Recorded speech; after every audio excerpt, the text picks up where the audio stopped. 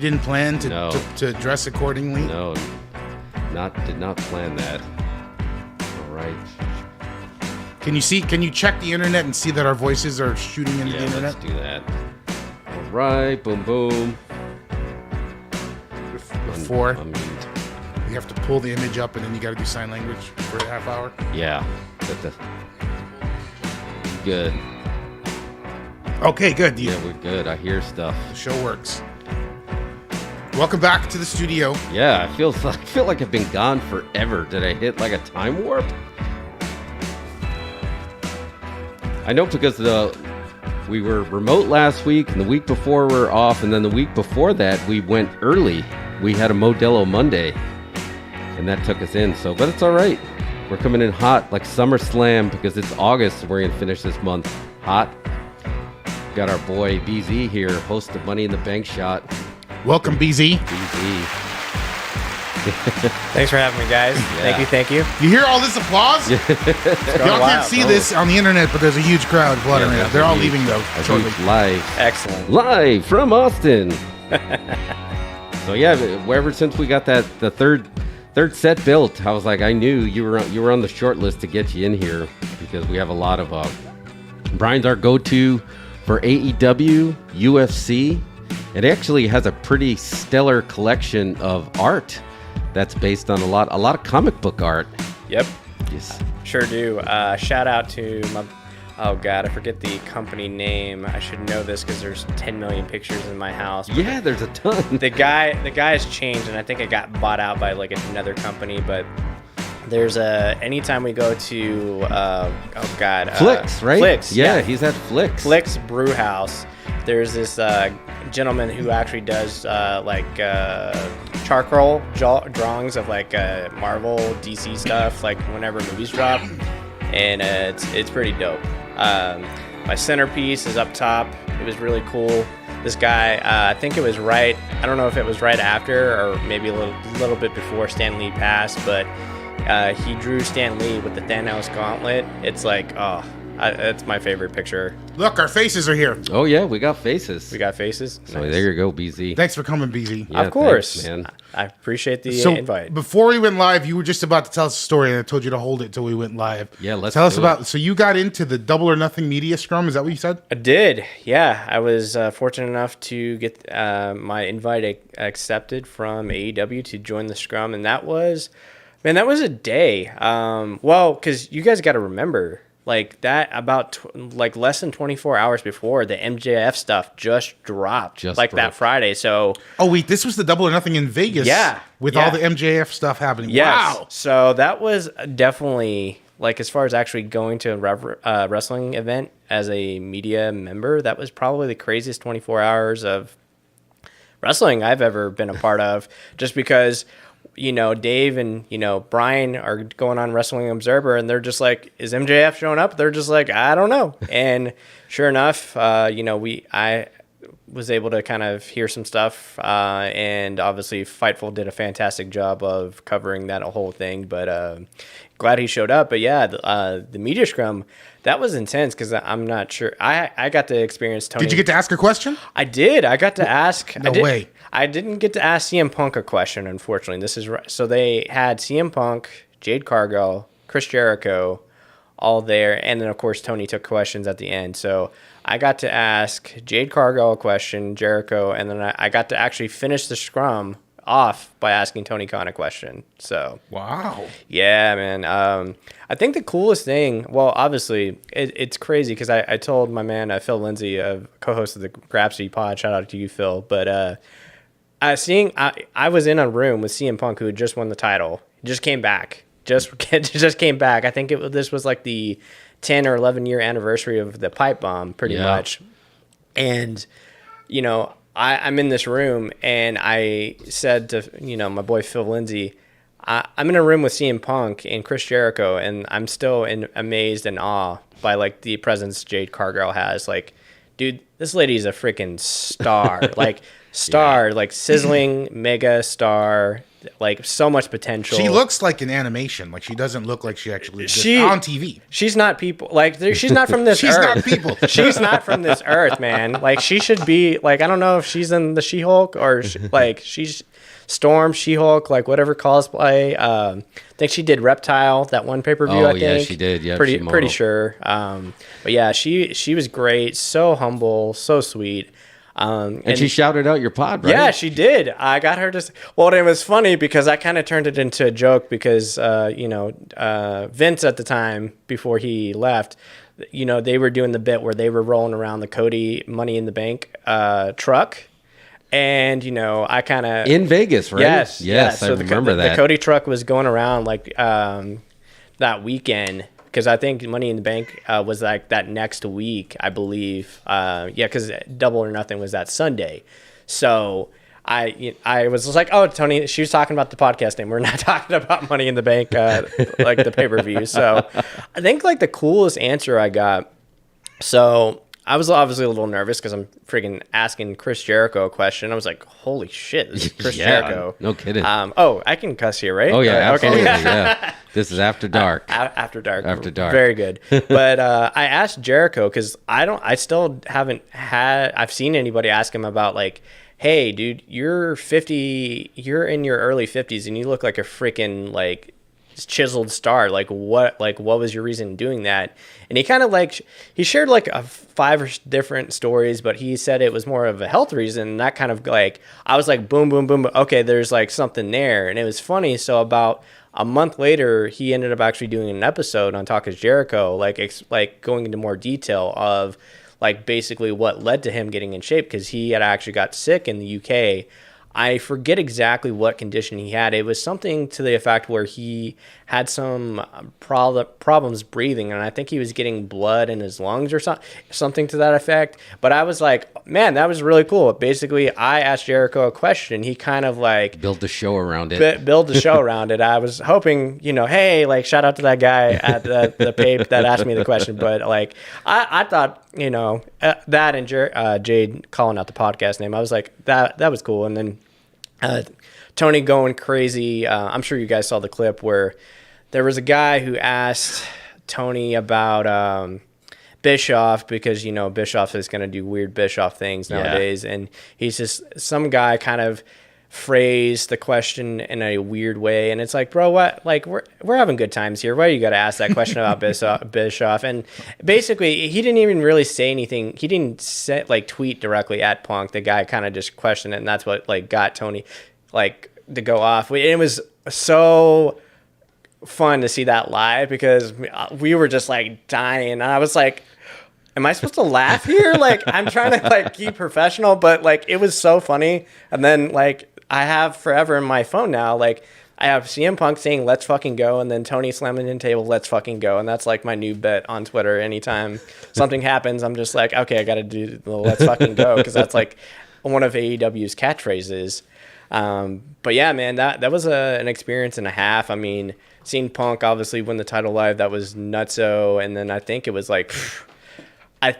about 1 o'clock Vegas time by the time we got out of there, because the scrums usually go about 2 hours. Yeah, they're long. Yep. Yeah, but no, if anybody out there has a chance to go to an AEW show for a pape, for a scrum, the folks at AEW, as far as PR, they're great to work with. So I think we book you to help us with PR?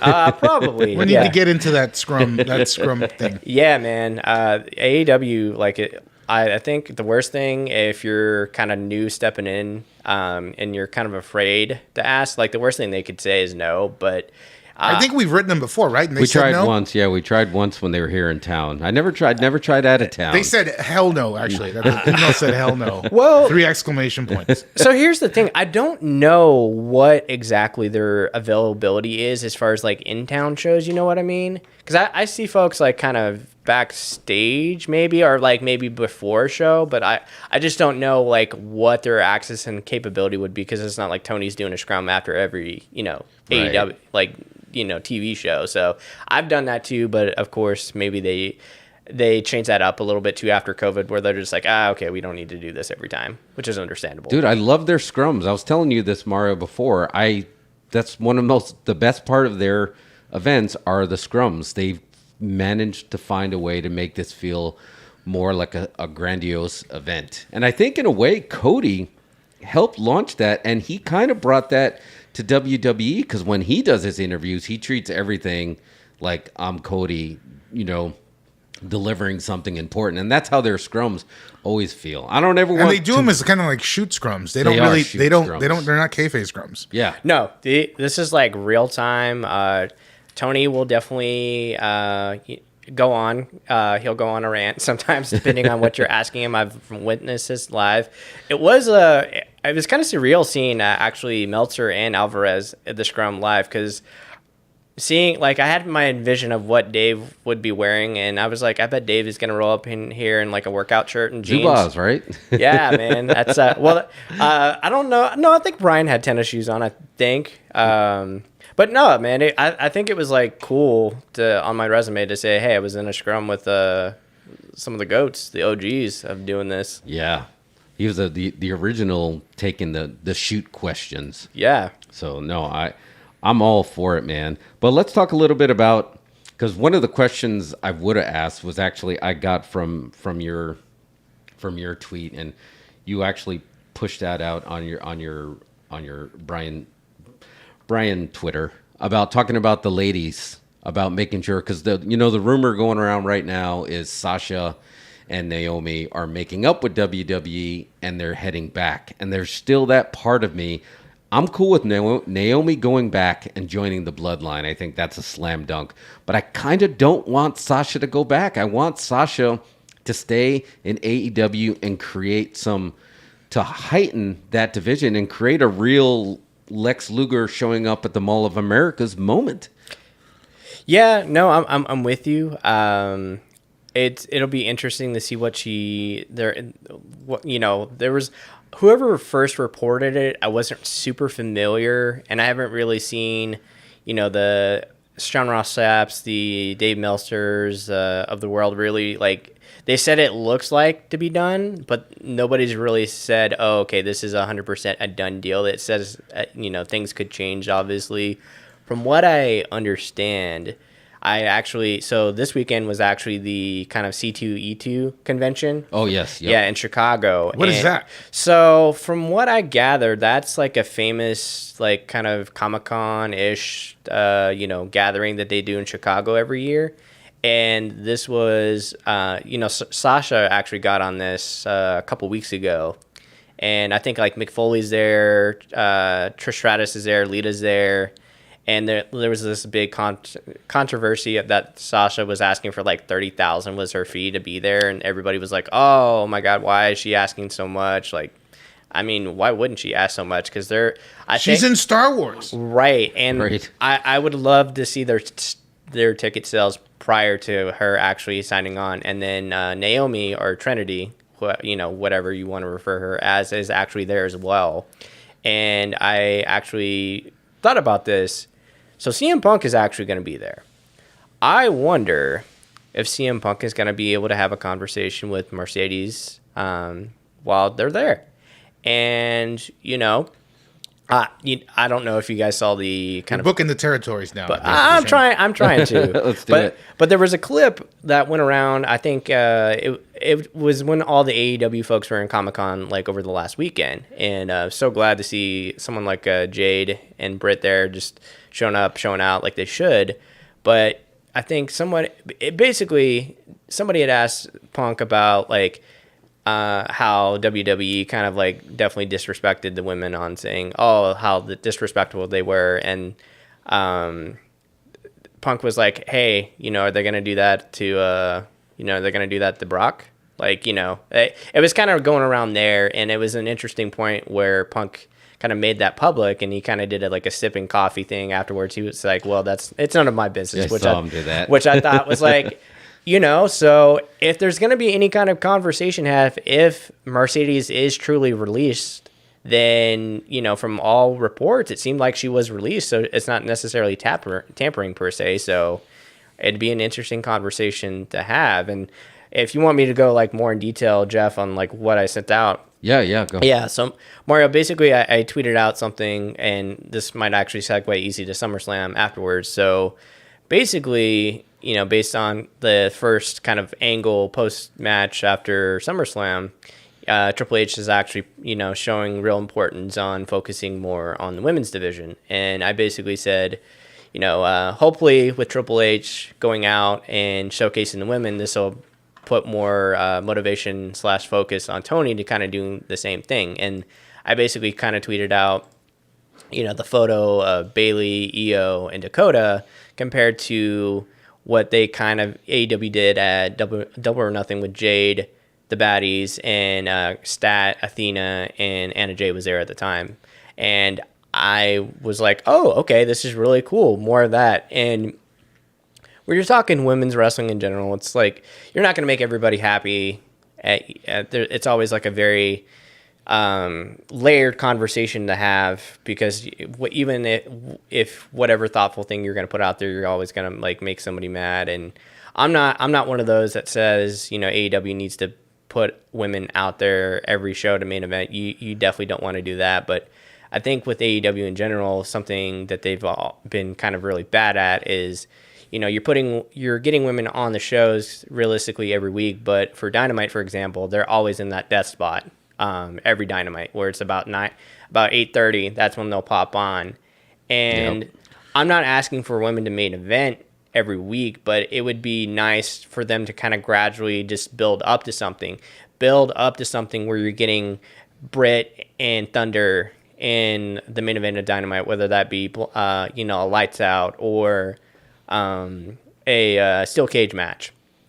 They gradually built up to that. And you look at what they did with Anna Jay and Ty Conti versus Penelope and the Bunny. A lot of people were kind of like, man, but they had a payoff for that, and they got the main event Rampage. So I'm not, obviously if they wanted to be more consistent on women's wrestling in general, I think that's what everybody really wants. Like, I think when you're having, you don't want to be a stopwatch person, because I always see people try to throw out the time slot, and then it's like, AEW generally will actually have the longest women's matches. Like, obviously, post Triple H, that's obviously going to probably change now, but Dynamite will give their women like a lot of time. And then like on Rampage, Anna Jay and Ruby both main evented, and I know a lot of people were, see, this is why you can't have these women main event, because you're not going to have good ratings. And it's like, man, that's a bad, I'm not about that. And if people aren't watching, I mean, that's because you either didn't do a good job building up the show to make people want to watch, or maybe it's summer and people didn't actually want to watch wrestling at 9:00 at night, unless you're like me, like a big fat nerd, you know what I mean? So objectively, I just think there's an opportunity for Tony to put that focus. And then there was that news today where AEW actually hired a new coach for the women's division. I believe I'm not really familiar with her work. I know she's actually pretty well known for her Impact work. And if they're going to have more of a woman like that's hands-on, that's going to be a coach, maybe she'll have an opportunity to kind of speak up and creative a little bit. I think that's what they were kind of missing. And then, I think a little bit the women's division was kind of booked and managed a lot about with Kenny. Yeah. I think, was, I think the women's division has missed Kenny back there quite a bit. I just feel like, if he was healthy and available to do so, I would have loved to see him more involved in that. But I know he's got to keep up with his rehab and everything like that. But good things should be. I'm optimistic. I was crossing my fingers looking at the card tonight. Maybe Britt and Hayter versus Thunderstorm main event tonight. And we always got to support our champ, Thunder Rosa. Right, Thunder Rosa. Always got to support the champ. Here's what, and dude, you're preaching. You're preaching truth here. You're spitting facts. You're spitting facts. Because here's what I think there's missing. It's not. Why did Britt Baker work? Britt Baker worked because everything about Britt felt like a little bit of a shoot. Yep. She went out there with a chip on her shoulder, and realized she was basically like the female Shawn Michaels in the 90s. She let people know. So what I think obviously they have fantastic athletes. All their women are great athletes. They all have the look. They all have the personality. They just need a little bit of guidance where they have to be not afraid to say no, to go a little bit off script. Yep. And Thunder started to do that a little bit. And here's the funny thing. It hit me when I went back and I'm trying to catch up on all the A&E biographies, and I watched the Bellas, which was the second one. Mm-hmm. And the Bellas get a lot of heat for not, for being like the diva part, but you forget that they, with Paige and Emma, helped kick off that Give Divas a Chance, because they told the story, right? They cut their time, and Bellas were like, well, screw it. If all you want is the finish, we're just going to go out there and just do the finish and kind of walk out like nothing. And they went into business for themselves in a shoot, still gave them what they wanted, but basically that was the way of giving the finger without giving the finger. And things changed after that.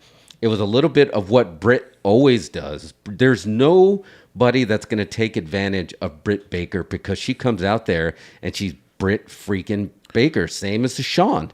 And I think they need somebody to kind of nudge them, like become like Punk says, don't be afraid to speak up. And if you don't like something, say something. Thunder did it. I'm not on the poster. I'm the champ, but I'm not on the poster. Say something, but say something on the mic where they have no choice, but then they have to book it. Yeah, that was something I was kind of surprised Thunder was not in the scrum. I was really confused by that. I could see Punk, Jade. I mean, obviously, I'm not gonna be mad. Jade's in a scrum. Jericho to a degree makes sense, especially how successful the Anarchy in the Arena was. So I guess to a degree that makes sense. But I was kind of like bummed Thunder wasn't there, because I had actually had a couple things lined up for her. But I think if everything of those reports afterwards where she was pretty perturbed, I don't really blame her. And I kind of feel like, I mean, y'all know her.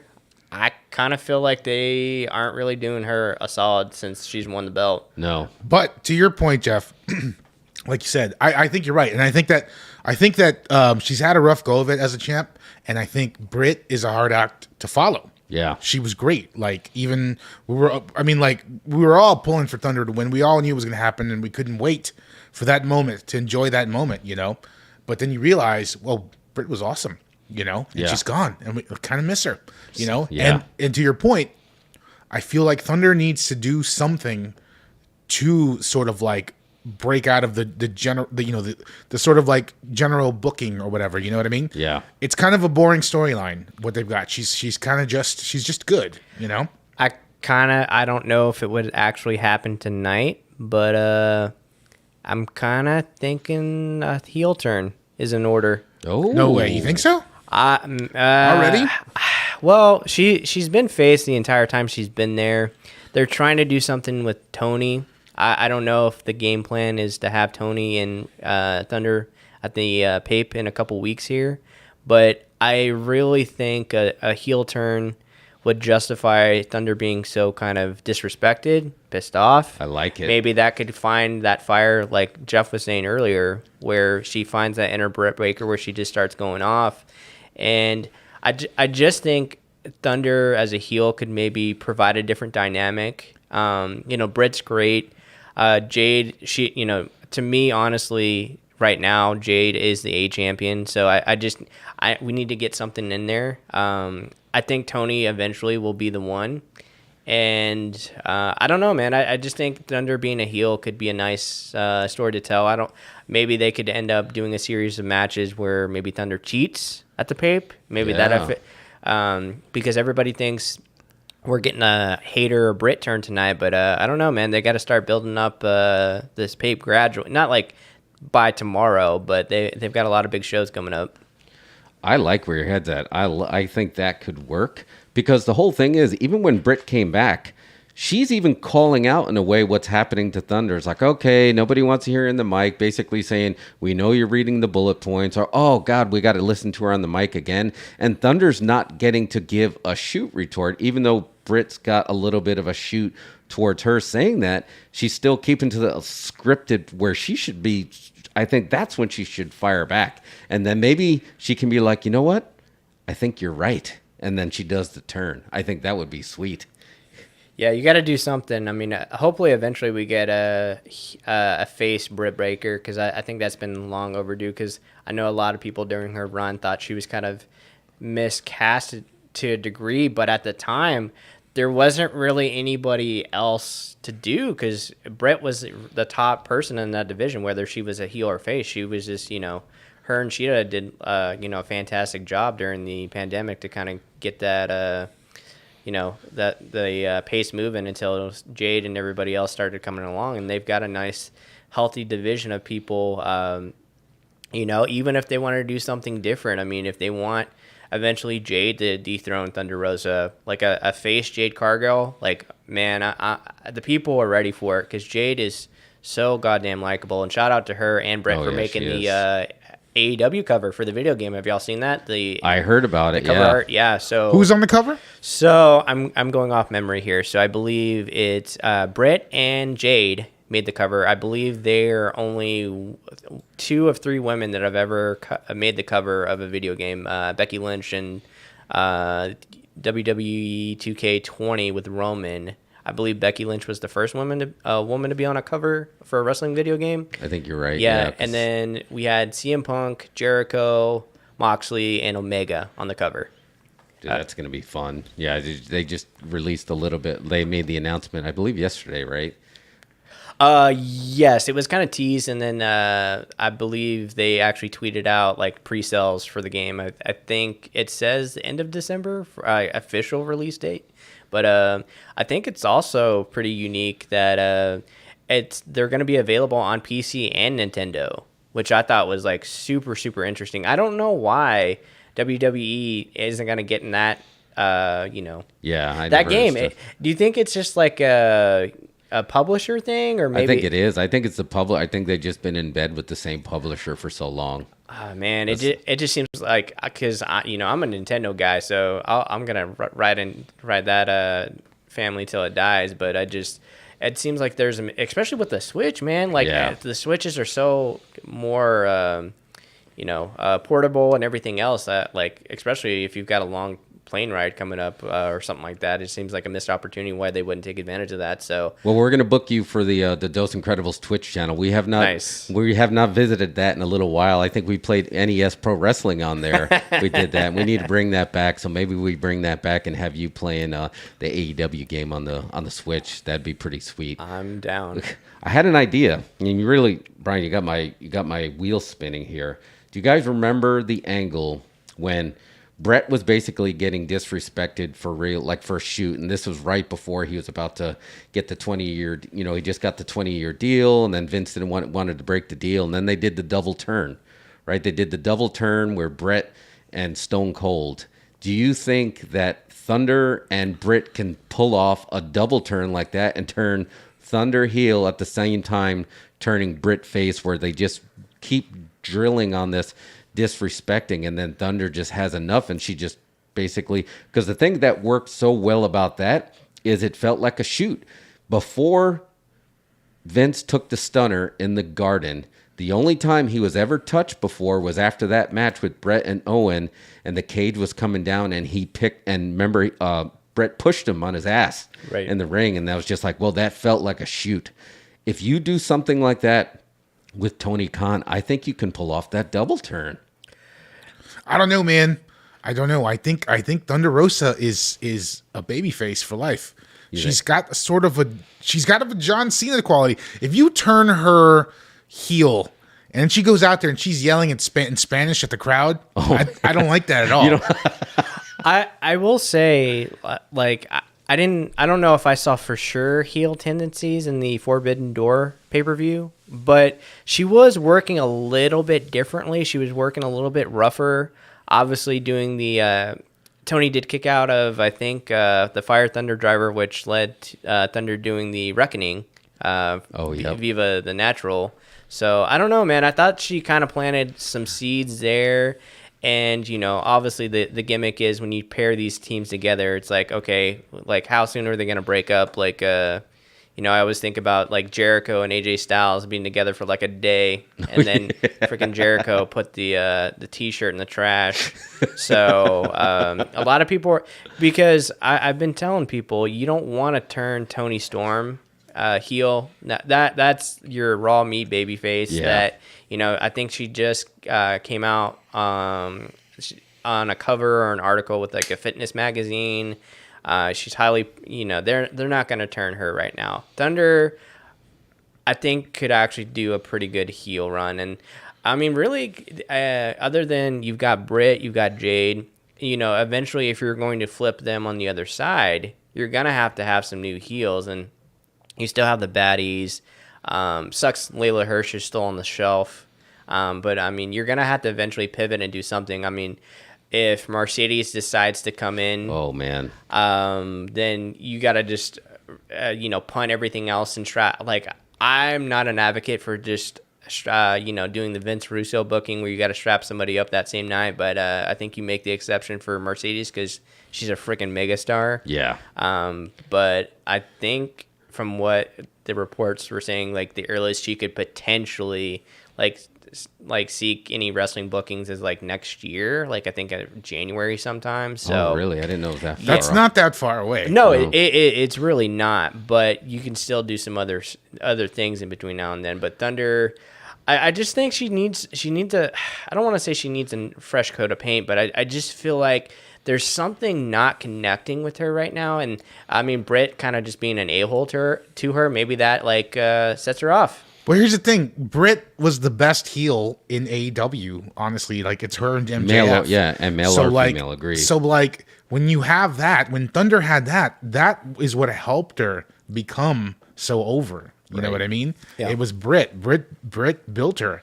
And it's just true, and now she's gone, and Thunder doesn't have that adversary. They haven't built anybody up, Nope. And maybe you're right. Maybe it should be Jade Cargill, because who else can challenge her, right? You build that up for a while and let it, We need to see the merch numbers. We need to see the merch numbers on Jade. And although something tells me both Thunder and Jade are pushing massive merch numbers. Thunder is for sure. Yeah, like that's like the number 1 or 2 shirt when I see at a wrestling show. That's like the second most. Yeah. I think it speaks volumes too. Like when I don't know how this process works, but I would presume when you're doing Comic-Con, the representatives are picking and choosing who they want, but just the fact that they went out of their way.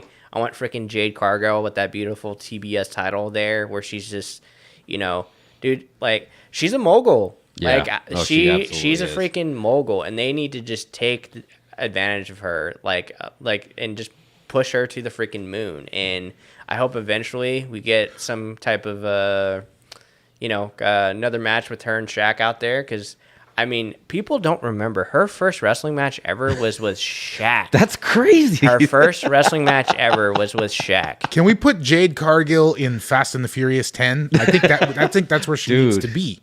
Yeah, she's a star. You're absolutely. If you put her on camera, it's gonna just look beautiful. They would never stand her next to Vin Diesel because he's sensitive about his height. But can you just imagine what she's gonna be in a film eventually? It's got to be something big. She can't go in some Netflix movie. I mean, there's a lot of MCU movies coming up. And, absolutely. And then if and when, I mean, she would definitely kill it in the Storm character. Just saying. Yeah. Oh my God, that's right. You book her, you're in business, because again, and that's why I'm pivoting back. That's why I think Mercedes to AEW, because I want to see a heel Thunder versus a face Mercedes, and then you have a face Mercedes against a heel Jade. Those two matches right there are money. Well, she needs to go to AEW anyway, because if she can't go any higher in WWE. Yeah, she's done it all. She's at the top. So like, she needs to do those matches. She needs to get a Britt Baker match. She needs to wrestle Thunder Rosa, and other names out there that I can't think of right now. But she's got to get those, right, before she goes back to WWE. And don't people want to see like the Cody effect, but the other way? Yes. Like people would just go bonkers, and that's what kind of has rejuvenated wrestling. Just the fact that Cody switched sides, and like I know obviously Keith Lee, Swerve, people have like jump stepped on the mill side, but there has not been not to say Tony Storm and Athena aren't like big names, but there hasn't been that seismic shift of like, holy shit. Like, Yeah. Well, because Cody led the revolt to leave WWE. exactly. And then he turned back. Yeah. He's like, psych, I'm with the North. And I think we talked about this before. Sorry. There was only a few people that can pull that off. And there was only a few names that you had to get in there. And originally, I would not have put Mercedes in that list. Now, after what they did with her, she 100% would have. Because it could be argued that Charlotte could have been the only one that would have went to and just like, guess what? I'm a Flair, and I'm back on TBS. Woo, that'd be fun. That would be great. And she was the only one. But now I think my name is Mercedes. She could have the CM Punk effect of just like leaving and like they screwed me, they're lost. I just think with her, I think she might be an individual where if I'm her, I need them to go on TV and do a make good on them making me look bad as a woman and a woman of color on that television program. Yeah. Like, to me, that's unforgivable. Trinity, her husband works there. That's it's pretty complicated. So I know she's not going to do anything probably crazy to affect his career potentially, but this is just BZ speaking here, not of like, I'm just a guy here, not like a woman or a person of color or anything like that. But like, to me, if I was Mercedes in her position, I would be furious that they did me like that on live television. Like, I would want Stephanie and Trips to come out and say, we publicly apologize. That should have never been said. And to me, it's funny because, everybody says they love working with Trips and Stephanie, right? Correct me if I'm wrong, but the time Stephanie's kind of had power or have had any more say-so of creative, didn't the women complain about Stephanie a lot? A little bit, yeah. She did get a little bit of heat. It wasn't a slam dunk. She gave the corporate "we're with you." She didn't give the real "I'm a female and I'm with you too." Right. That's what always I've been kind of like enamored with all the Papa H, Mama Steph love, and obviously this is pre AEW where you could actually go somewhere else if stuff didn't work out. I just remember reading reports from the Observer that people were complaining about Stephanie. Like Stephanie is the one who wanted to do like scripts all the time. Yeah, she hired a lot of the non-wrestling writers. Right. Yeah, because there was I believe there was a gal last year that they hired. And she didn't even know who Bobby Lashley was, or she's never watched wrestling before. They fired her, I think, like the next day after she went on a podcast.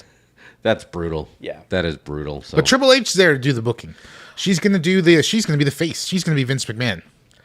Well, her and Nick Khan. I mean, but Nick Khan he's still kind of the business guy. When Stephanie's going to become the person when you think of WWE, that's the face, the face to the logo.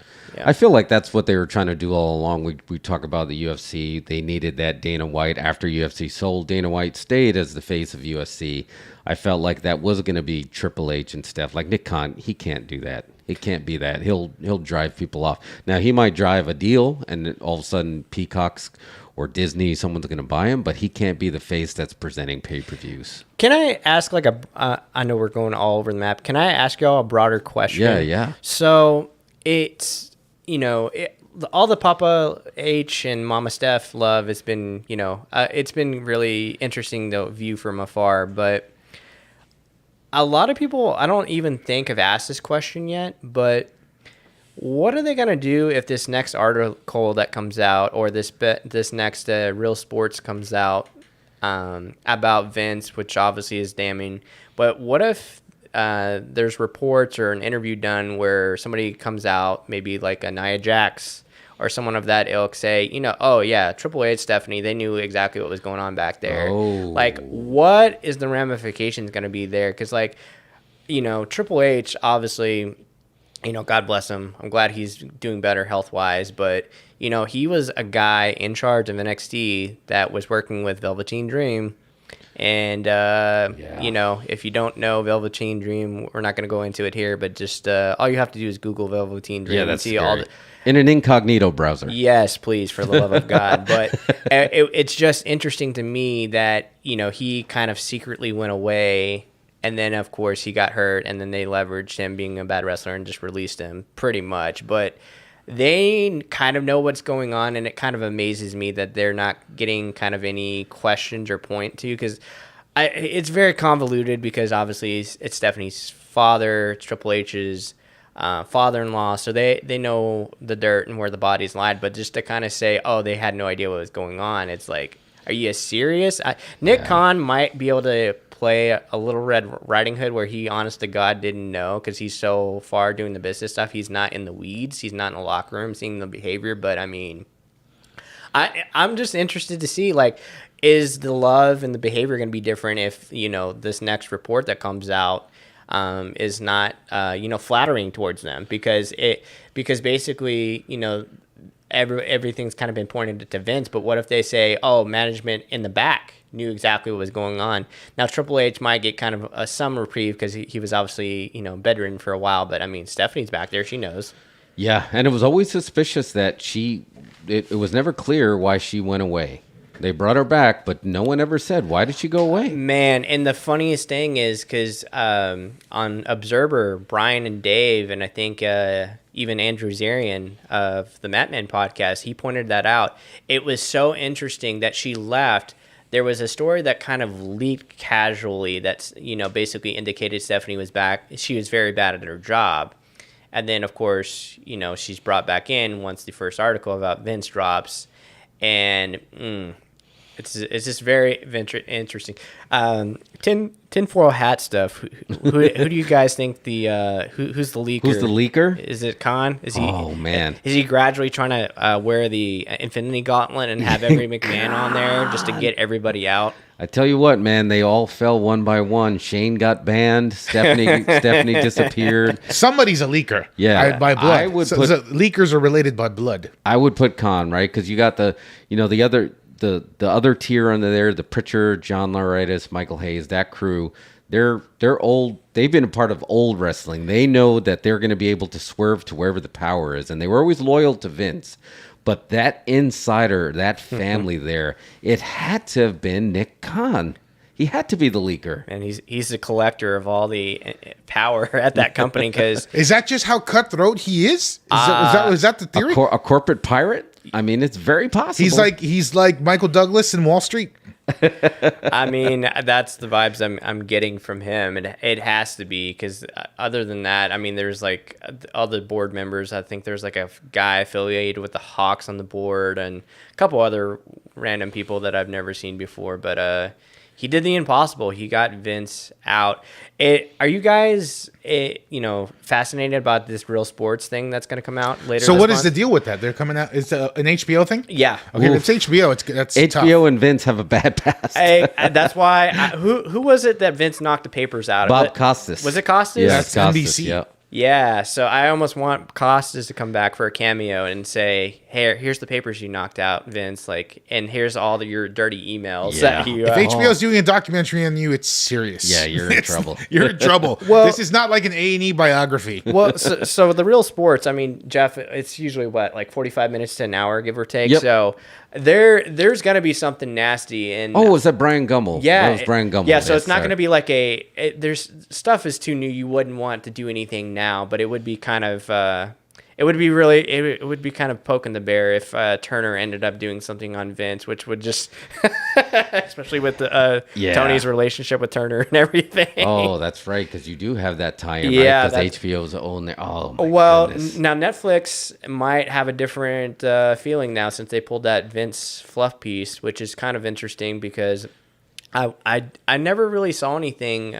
I wonder if the relationship with Vince and or WWE and the Ringer kind of soured, because I think from what I gather, WWE had the final call on the doc for Netflix either way. But if Bill Simmons, I thought did a great job on the Andre the Giant. Oh yeah, that one was great. Yeah, so if I was him, I'd be kind of pissed. Yeah, no, you might be right.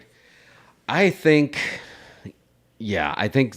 something worse is definitely coming. And I'm curious if Real Sports is going to be the one, because there's no way for one. I mean, I know it sounds, and I don't mean to discount it by saying it's just one $3 million payoff, but now there's $14 million. And was it just an affair now that it came out and said that basically, you know what, we've been living separated.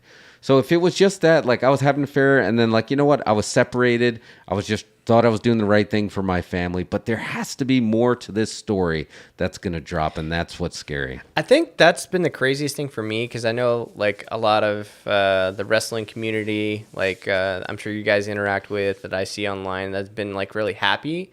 It hasn't really sunk in for me yet, because I fear whatever's going to be next is going to be super, like my heart's in my throat, because it's going to be really gross and disturbing. Yeah. I just, you know, especially that report that came out where Vince was basically paying somebody $8 million that was a performer. So how many of these women are going to come back and say, you know, hey, Vince came on to me and I had to do this, and he said he was going to push me, and then, you know, a month later he released me? Because Nia Jax sent out something that was pretty real, and I don't know if y'all remember. What did she say?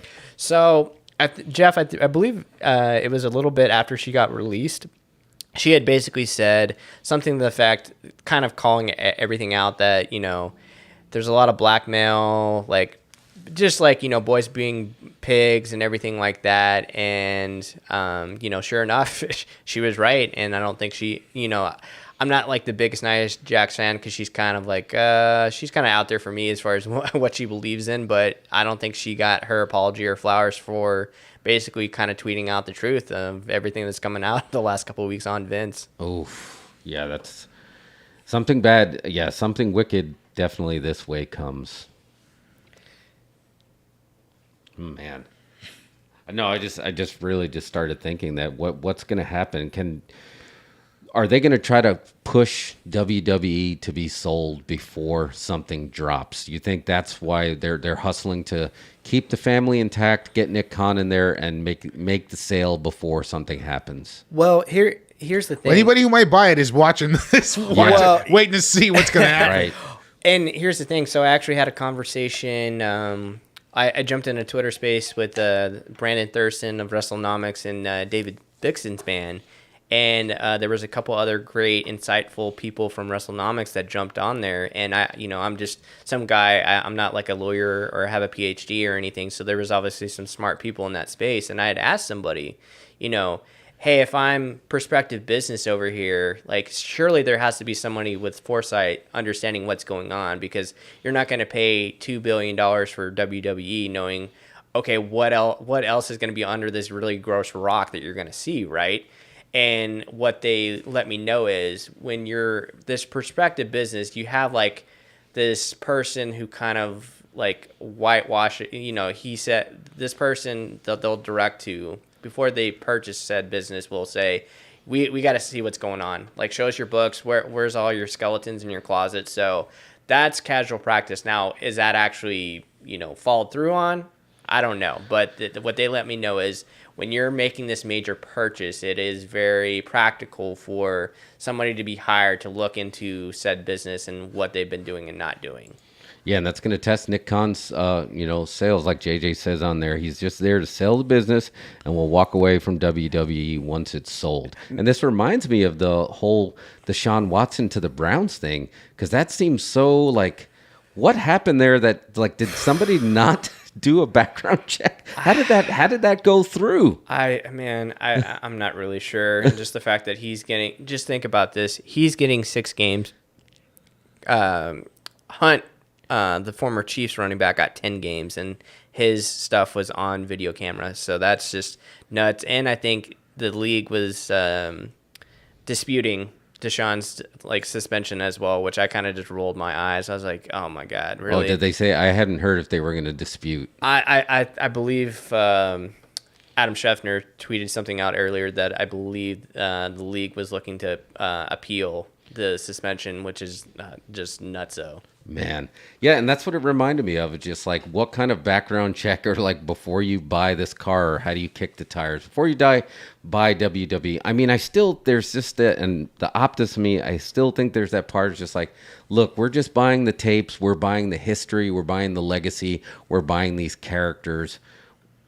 We don't know how it all came out to that point. Because wrestling, it's always been a dirty business. It was born from back carnivals, right? Yep. So once Vince took that publicly owned money, things change for him, change for them. And I feel like that's when he changed. When he became billionaire Vince, that's when you saw this new Vince that I think like as dirty as I think the business was before it went public. I think after it went public, that's when things got a little bit hairy, because now you had a lot of eyeballs. There's a reason you had you were a billionaire instead of a millionaire, but now you're beholden to all this money that you're taking. And I think that's when Vince lost his mind. Maybe, is there an illness like when you become a billionaire, can you go mad?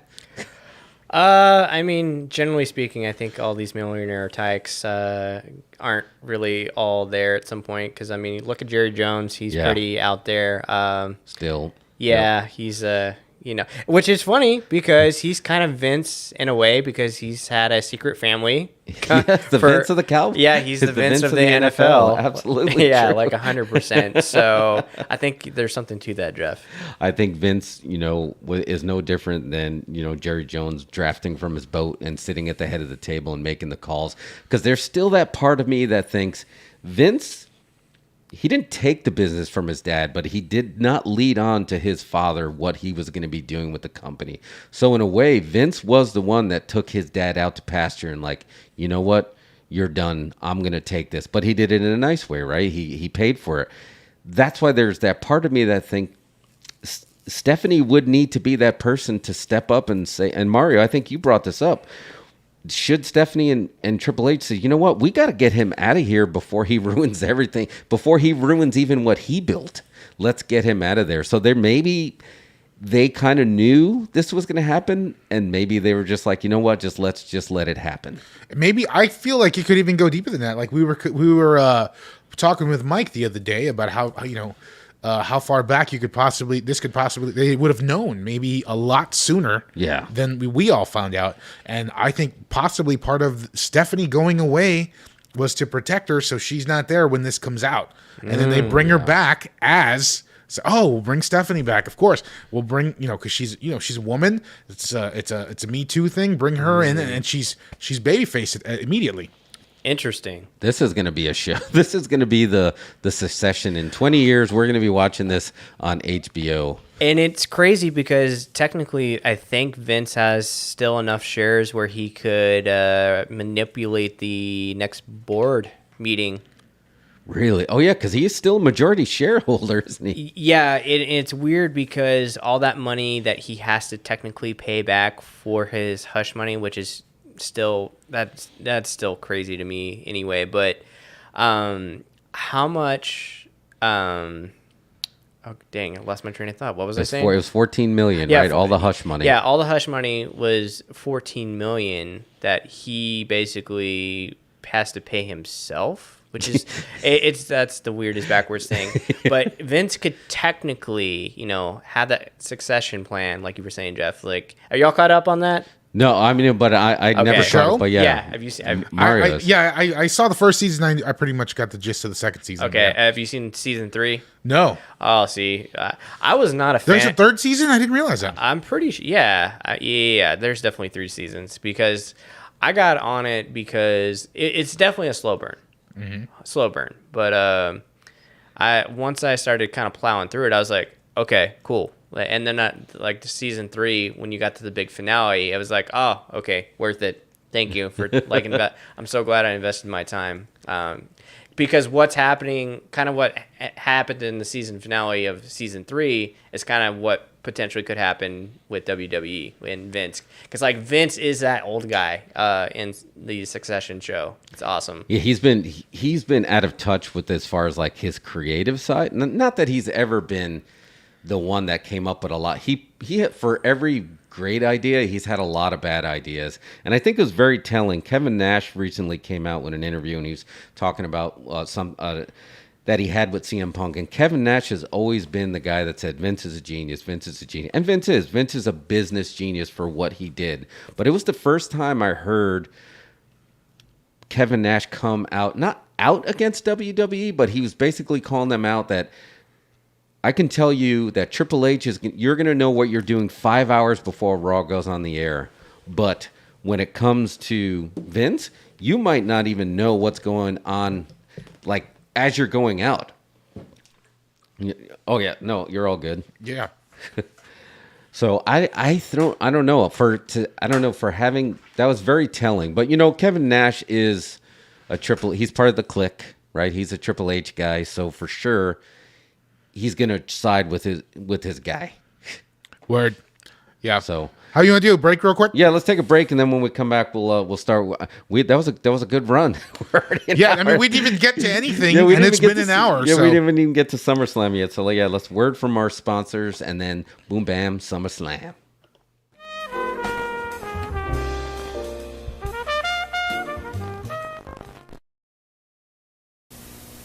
Want a beer? Mm-hmm. This is really an interesting six-pack. See how it's completely covered? See the ends? Covered. Mm-hmm. That's so light won't get in.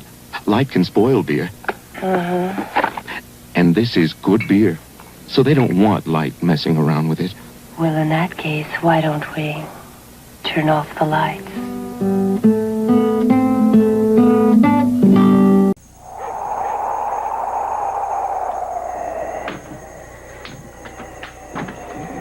Where are you going?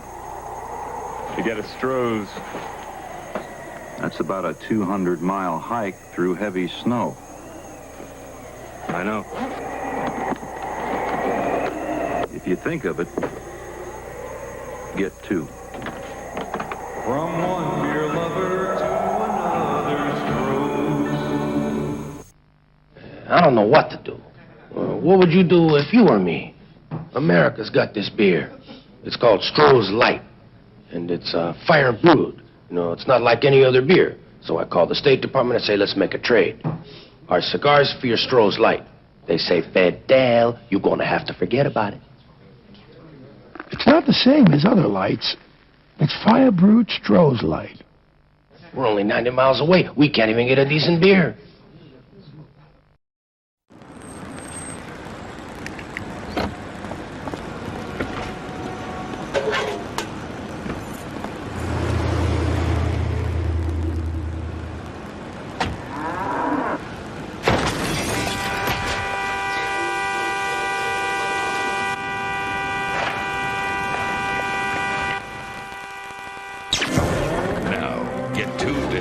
On all new releases at Rogers Video. Hi, Video Sam's got exciting news for you. You can now rent a video overnight and hire these great movies from only 99 cents. But the best news is that by purchasing our special package plan, you can have this VCR absolutely free. Ring now, 892-3311 for details of this amazing offer.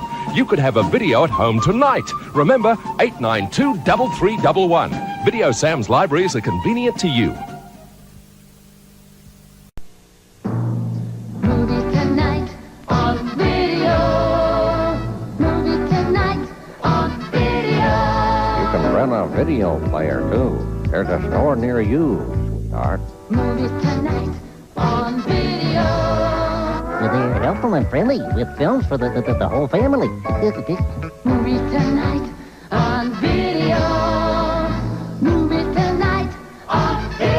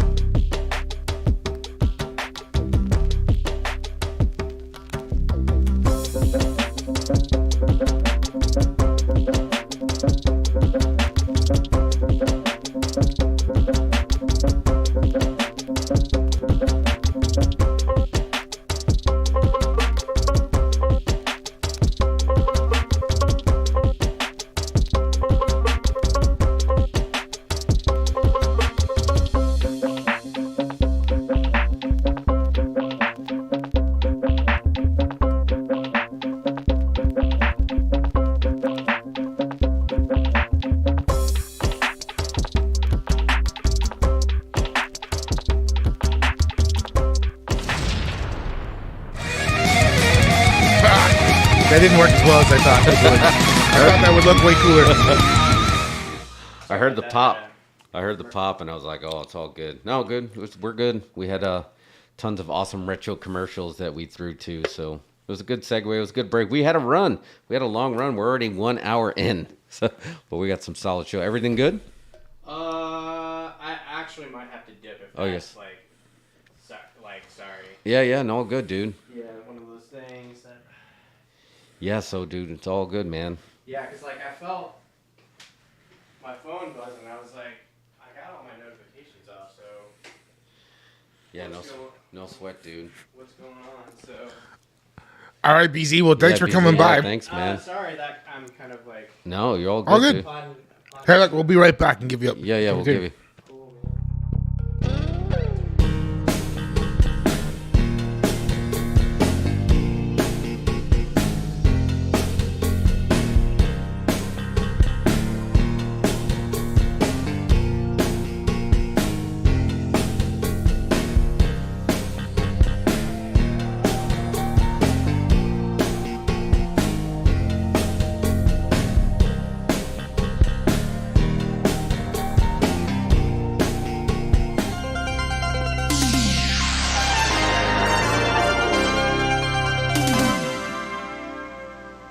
All right, we're back. Yeah, we back, man. So thank you, Brian, for stopping in. I know you had to leave in a hug. It's all good, though, dude. But, yeah, follow him on Twitter. So he's at Brian Zillem, Zilem. Or you can follow him at his podcast, which is The Money in the Bank Shot, MITBS Pod on Twitter. Way more established podcast than ours. Yeah. If he's getting into the media scrum and stuff. Yeah, check out his podcast. Turn away now. From right now, go ahead and switch over. Yeah, he got the scrum. He got the scrum deets, and I did not know, so that was cool though. But yeah, we'll definitely have him back on here for sure. So let's jump into Boom Bam SummerSlam. You said you did not get a chance to watch it, but I'm sure you saw all the GIFs. And saw the GIFs. I got the details. But just break it down real quick. Tell me what happened. Yeah, so I'm going to just give you the quick reading of the results. So we had Bianca Belair, who was curtain jerk. She went over on Becky Lynch in 15 minutes, 10 seconds. What was notable about this was after the match, Becky had a little bit of a babyface turn. And then we had the return Bayley, who came out with Io Sky and Dakota Kai. So Bayley is now the leader of basically a black and gold NXT women's group. And they were going to stand against Bianca, but then Becky stood with Bianca. So it was good. But the crowd really ate that one up. And that was basically Triple H saying, I'm here and we're booking this show. Then we had WrestleMania. The WrestleMania tradition continue as celebrities doing their best to steal the show, as Logan Paul went over on The Miz. And Logan Paul, I was like, oh man, they better give him somebody so people don't start booing him, right? Because celebrities usually get booed, especially Logan Paul. And man, he crushed it. This guy is like a natural athlete. He was doing 5-star frog splash from the ring to the table and cleared it easy, like Montez Ford height on there. So he is just natural for this business. Bobby Lashley went over on Theory. That was a pretty quick match. You had the Mysterios went over on the Judgment Day. That wasn't did Edge come back that night? I think he came out in some sort of so costume. They were doing the vignettes of like, I'm coming, and everyone's like, oh, is this Bray Wyatt? And it was not Bray Wyatt. It was Edge. He basically came back in his the Brood form. So Pat McAfee went over on Happy Corbin. Pat McAfee was a little bit too excited, so he almost had a couple near botches, but Pat McAfee is Pat McAfee, and everybody loves him. The best part about Pat McAfee is he can do a botch, and it's okay, because Pat McAfee is going to come out there in his combat boots and his tank top and still put on a good show. Which, here's a fun fact I did not know. Did you know Happy Corbin and Pat McAfee were roommates when their rookie year in the NFL? I didn't know they were roommates. I did see the photo of them side by side in their uniforms, and they had that weird even though we're older, we look younger now. Phase, so that was good. Usos went over on the Street Profits in a solid match. The only one that was a little bit weird is under 5 minutes. Liv Morgan went over on Ronda Rousey on a weird type of finish where Ronda was basically beating her pretty good, and she went for one of her arm bars, but Liv kind of leaned into it, and Ronda lost track of where she was, and she got counted down. So they made it look like a little bit of a shoot and made Ronda look strong, but Liv still went over. It would have been good to see her get some offense, but the crowd was really confused about that one. And then you had Tractor Mania. Roman Reigns beat Brock Lesnar after Brock Lesnar lifted the ring with a tractor. Dude, I wish I would have seen that. I was gonna go back and watch it. Where does the tractor come into? Why was there a tractor? Because remember now he's Cowboy Brock Lesnar, right? And he called Roman Reigns a hog, and he's like, and you know what I do with hogs on my farm? I slaughter them. Which shout out to Brock Lesnar Bearded Butcher Blend, that great spice. But he enjoy it by the spoonful. Yes, by the spoonful. But he butchers his own animals, and he's like, I'm a farm boy, and I'm going to butcher Roman. So he came out of the ring in a tractor, and he stood on top of the tractor. Then he dove off the tractor, and he threw a mic at Roman, and Roman caught it, like gave a no-look catch. I mean, this match has happened so many times. And everyone's like, I cannot believe this is the main event again. And this was the best match Brock and Roman ever had because it felt more like a shoot spectacle than anything. Shoot spectacles are good. Yeah. No, I mean, I didn't watch it. I'd like to go back and revisit it. I mean, you've sold me on it. Yeah, go back and watch. Even if you just watched the Brock and Roman match, that match was unreal. And at the end of that match, Brock kind of hinted that he was going to retire. Like he went in the ring and he got his hat and the ring was kind of, and he did like the bow. And I was thinking, wow, it's been 20 years. That was Brock Lesnar won the title in 2002 against The Rock. It's been 20 years he's been at the top. So wow, he might be taking a break. So in theory, try to cash in, but Theory's in a weird spot. Like Roman started this chant, you know, your daddy's not here anymore to protect you. So he's in a very interesting spot that I think they need to let him keep that belt and still kind of weaseling his way through the card. But bell to bell, it was one of the few WWE streaming live events. Super streams. Yeah, they don't call them pay-per-views anymore. That I was premium live events. Yes, I was entertained the entire time. I didn't struggle. Even the ones that were not great, because you were a little bit confused. But the work rate was there, and this was Triple H's takeover show. Now, granted, everyone expected Raw the next day to kind of happen, and it still felt a little bit like Raw. It feels a little bit different, and they're establishing stars, but he can't do it overnight. But this was he got Double J in there as a special guest referee in Nashville, who also did a great job.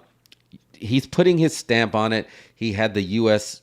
title belt, and we talked about how to build that back up, and he actually used a video that showed historical footage that they own to show how important this belt is. So I think he's off to a good start, like BZ was saying. Hopefully something doesn't come out and derail this, but so far so good for the Triple H generation. Yeah, I mean, I watched some of Raw. It definitely feels different. I don't know if it's just me projecting into it or wanting it to be better, but it feels a little less scripted all of a sudden. Yeah. Just the general vibe of it. And that's what we need. We need a little less scripting. I understand you have to have time cues, but you don't have to have so much scripting. AEW gets a lot of hell, but maybe the matches are memorized, and there's maybe some spot fest that could be fixed, but it doesn't feel like they're playing characters. They're closer to being who they really are than a lot of the characters in WWE, and we need more of that. That's why Cody is working so well. This is Cody Rhodes in WWE who didn't get what he wanted from AEW, and he came over, and he's still the same guy. He's not playing a character. CM Punk is not playing a character. Bryan Danielson is not playing a character. We don't need more characters. We need people to go out there and take some chances. And Roman is doing his best work ever because he's no longer just playing a Roman Reigns who Vince wants to be on the top. He's the head of the table.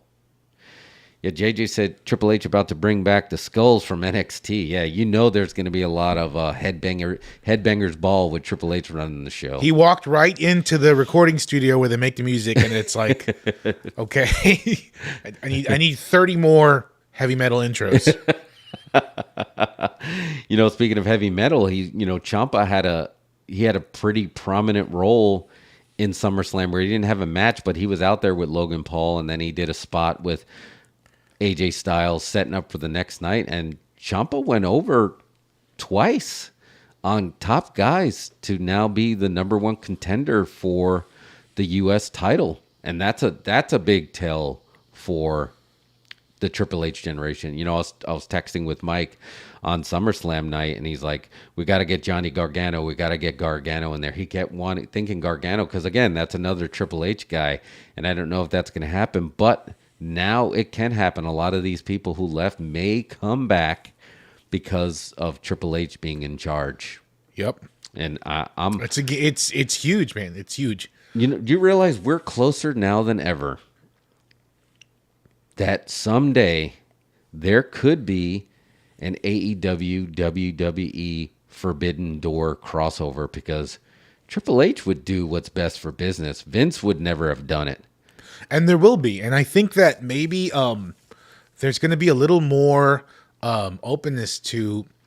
I mean, when people leave a brand and go to another and come back, it's good for the brand when they come back. So opening up the possibility of letting folks go work somewhere else for a while is going to be big. That's never been a bad thing. Like everybody who went to ECW to ply their trade and to hone their craft, we're better off for it. Now, Vince was letting people go for the wrong reasons, but there a little bit of Jericho found that career resurgence, and he was doing some of his best work. Remember the list? Remember how over the list was? I remember the list, The list was over, and then he realized, you know what, I want to get back into like the wrestling portion of it, and then he goes to Japan, right, and does his match at the Egg Dome with Kenny, and next thing you know, we had the Painmaker, and next thing you know, he's showing up in AEW, and now he's a Tom Brady right now, where he's working with all these guys. It doesn't feel like he's overstayed his welcome, does it? Or am I missing something? No, and he's in great shape, better than he's been in the last 10 years probably. He looks awesome. He started wrestling 1 year before I did. Really? Wow. And for me, that's like, wow, that's like really telling. Obviously, he did a lot more. But it's just to think that, wow, he started in 1990 when, I was just texting with Wayne. Probably the worst time to break into the wrestling business were between 1990 and 94. If you could go back in time and just tell yourself to do like a plumber gimmick. Yeah. TL Hopper. So, but yeah, I don't know. It's going to be really, what's going to be an interesting pay-per-view that's really going to tell the tale is Survivor Series. Survivor Series needs to go back to all the special... That had a lot of special... That was one of the big four. And Triple H will respect... Vince didn't respect, the age of his own company. He thought, I don't want it to sound old. Like, he was not okay with his own age, and he wasn't okay with his company. But respect that legacy of what you built it. It's yours. Well, maybe it's not yours anymore, but, I mean, it couldn't have happened without you. So when Survivor Series happens, let's really see what happens. Because there's got to be a part of Triple H that's like, I'm in charge of creative. Let's go back and fix NXT. Yeah, I mean, can you imagine how over it's going to be when all of a sudden the tie-dye intro goes black and gold again? Yeah. And you've got to do it. You have to do it. You have to, because it'll be so over and bring so many people back. It'll be huge. And that's why I said this adds fuel to the fire of my conspiracy theory that Vince is in a way, just buried himself on the way out. So when Steph and Triple H took over, it'd get a huge pop. Yeah, I think it really. And again, what BZ said, I hope they don't get any of the backlash. I don't know. How would you kind of feel like you would know what your dad was up to, right? Maybe not, but I mean, you can get with the father-in-law. You can be like, yeah, I don't know what the hell that guy's doing. But with Steph, I mean, But then again, Vince is a pretty private guy. I mean, he worked around the clock. You just don't know what was happening in Stamford at, 11 p.m. when she was home with her 3 daughters. Like maybe she didn't know what Vince was doing. Yeah, I don't know. I feel like if it's really, really bad, we might have heard of it by now. Yeah. I think maybe it might be a bit of a Revenge of the Nerd situation where, maybe something that was socially acceptable 20 years ago is not anymore, didn't fly, or, times have changed, and you can't just sleep with somebody at the holiday party and then give them a job. Yeah. You know what I mean? No, Whereas back in the day, that might have been somewhat acceptable. Just I don't know. It's hard. It'd be hard for me to believe, and maybe it'll be true, and I'll be wrong, that Vince is like I don't know. I just feel like he has a moral code somewhere under everything. Somewhere, right? It's got to be in there. I was curious if it was going to affect the buy rates, the ratings, and the ticket sales of SummerSlam. And there were some pictures floating around where there was a big blocked off sections of seats that were just blacked out, and everyone's like, "Oh, see, the ticket sales are hurting." And Vince has always done that. Even on the downsides when they weren't selling those seats, he found a way to make this place look full. So that one didn't. I was just like, okay. And plus, everyone's still WWE sucked for so long. Yeah, and people are wise to the fact that it's a huge venue like that. Yeah, the $125 seats are going to be terrible view. So it's like maybe people aren't willing to shell out the cash right now. Yeah, exactly. There's a lot of other things going on. The only thing that was truly, truly tone deaf, and I understand why they did it, and I get it, was Kane coming out as the mayor of where he's. I don't know if wherever he's the mayor of. It's in Tennessee, and he announced the attendance for the night. But Kane just got a bunch of heat for his stance on the Roe versus Wade ruling, and he had a lot of females coming at him, and he got a lot of heat. So that would have been like, oh, I understand because he's Kane. He's a WWE Hall of Famer. I would have maybe considered having him come out in his mask so people aren't reminded wait, you're that scumbag politician that's telling me what to do with my uterus. You're not the devil's favorite demon. Yeah. You got to keep, it's tough to keep the politics out though, but CM Punk had that great shirt when he had that political shirt that came out, and somebody said, keep your politics out of my wrestling, and he said, as soon as you keep your politics out of my wife's vagina. And I was just like, oof. So, I mean, I know it's going to naturally start to leak in, but that was actually the most cringeworthy moment of the night for me, because it's just coming off so fresh. Yeah. Of that just happened on Twitter. If they wouldn't have had him on, though, then it would have gone the other way, and there would have been another controversy. Yeah, so something else. If they probably already booked him, they're just like, we'll just take the heat and move on. What are your feelings on Ronda Rousey? I don't know, are you a pro, anti, or no opinion? I mean, I would have liked to see her do well. I don't think she's been booked well since she's been back. No. Even on her first run, they're not sure what to do with her. They can't. I mean, she's coming in already as Ronda Rousey, and when you come in as a celebrity like that, you have to sort of escape your persona that already exists to become a wrestling character. You know what I mean? Yeah. And they haven't been able to get her to do that, but I want to see her do well. The problem is that she has such a presence, but on the mic, she's like a million miles an hour, and Brock had this problem in the beginning too. Brock was not that great in the mic. That's why you had Paul Heyman, and I know people. It was like cliche for a while. She'll be the female Brock Lesnar. Get her out there with a mouthpiece like Paul Heyman. But that's what they've done in wrestling since the beginning, right? They got rid of managers, and they needed to be bringing managers back.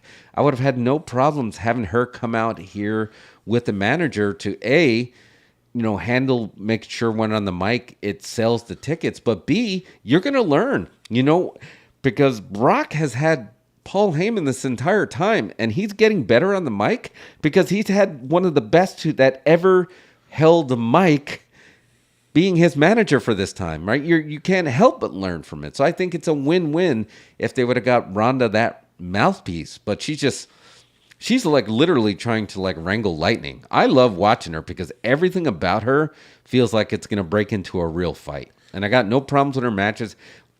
I noticed all of her finishes are coming some short and abrupt, but she comes from the UFC where the finishes are not only a shoot finish, but they're short and abrupt. So I was like, okay, I get it, right? When Becky pinned her, it was like out of nowhere and she was pissed. And this one, she started breaking, putting refs in arm bars because like, what the hell are you doing? Get your head out of your ass. So I like unhinged Ronda, but I just wish there was somebody there a Jim Cornette, Paul Heyman, somebody who's so good on the mic and then sells you on what a treat it is to have Ronda Rousey in here. That's difficult though. Don't you think that's a tough character to create? I feel like that's hard because she's a shoot fighter. Yeah. So who do you get in there that has the same kind of shoot credibility to speak for her? It's tough. You know what I mean? Yeah. So it's a tough spot. You know who would do well? He's in the wrong company though. Dan Lambert. Dan Lambert would be great. Yeah. She should inquire about that because I think he'd come out and be great. But yeah, I mean, it's just one of those things, man. She came over from UFC. She didn't have a promo class at her gym. You know what I mean? It's like, it's not a natural skill. No, it's not. It's tough. It's like, and even if you're a celebrity, even if you're not a celebrity, folks sometimes think that speaking on camera is I'm cool, I'm comfortable. You know what I mean? No. I'm not self-conscious. It's different. It is. When the camera's on you and you're speaking into a microphone and you are the center of attention in that way. It's a skill you have to learn. It is. It's not natural. A lot of people compared that wrestling, promo class to going out there and doing stand-up comedy. 100%. And like you're trying to control the crowd with your voice. Yeah. You go out there and you control them with your actions and your moves and your spots. But to come out there and say, hey, I have something to say, listen, and then also react appropriately to what I say. Okay? Yeah. Go, 40,000 people. And don't say a word. Don't mess this up for me. Do not say what. And then they say what. And then you have to go. I mean, that would probably fry my brain. Can you imagine being under that kind of pressure? Yeah. I take that as a tell. I watch to see how people react when the crowd turns on you and starts chanting what? Like, what do you do? Because the whole idea before it used to be... It's like Pee Wee Herman. I know you are, but what am I? You can't... There's no counter. There's zero counter to that. No. And I mean, the only person like Jericho, man, is the only one who I've ever seen... Probably not the only one, but the way he controls the crowd is amazing. Yeah. And when you see him do like his Jericho cruise... And there was one instance where the crowd was going to turn on him, and he felt it, and he just said, "Shut up, shut it," and like shut them down, man. He is, yeah. He's another one. He's like one of the best to ever do it. That's a really big tell because like there's no comeback. You can change your cadence, or you can try to wait it. But if you call it out, you shouldn't necessarily call it out, or you got to come out with that, handling of a heckler, and you got to come out with that zing that's going to shut them down. Eddie Kingston also handles it well. Oh, Eddie Kingston. He's another one. It's like, I want to see Eddie Kingston with the big belt someday, just because when Eddie comes out, it feels like you're watching Eddie Kingston. There's going to be no difference. He needs that TBS title. Yeah. Oh, he does. That's gotta be his title. Like it would be what it needs. Everybody, like, you were talking the other day, it's a mid-card belt. Yeah. And I think he would elevate it. And he would be the one that would give it some worth, because him having it would be huge. And like you could do a great angle with that. He would cherish it. You remember that? I forgot which comedian it was that I remember. And it might have been on like Last Comic Standing, or it was some comedian that he was ironing his jeans. And somebody was like, "Why are you ironing your jeans?" He's like, "You don't understand. I came from a place where we couldn't afford clothes. We couldn't afford food. So when I have something that's mine, I cherish it. I take care of it. So I iron my jeans." And I think Eddie would iron his jeans, and that belt would mean everything to him. Everything to him. So they need more of that in WWE. This is the first pay-per-view in a long time that I would just give a straight thumbs up. Straight thumbs up for it. Thumbs up for SummerSlam is the final word? Thumbs up for SummerSlam. So definitely worth going back and watching that. All right. Let's I'm going to go to the thing real quick. And we'll be back. Yep. BRB.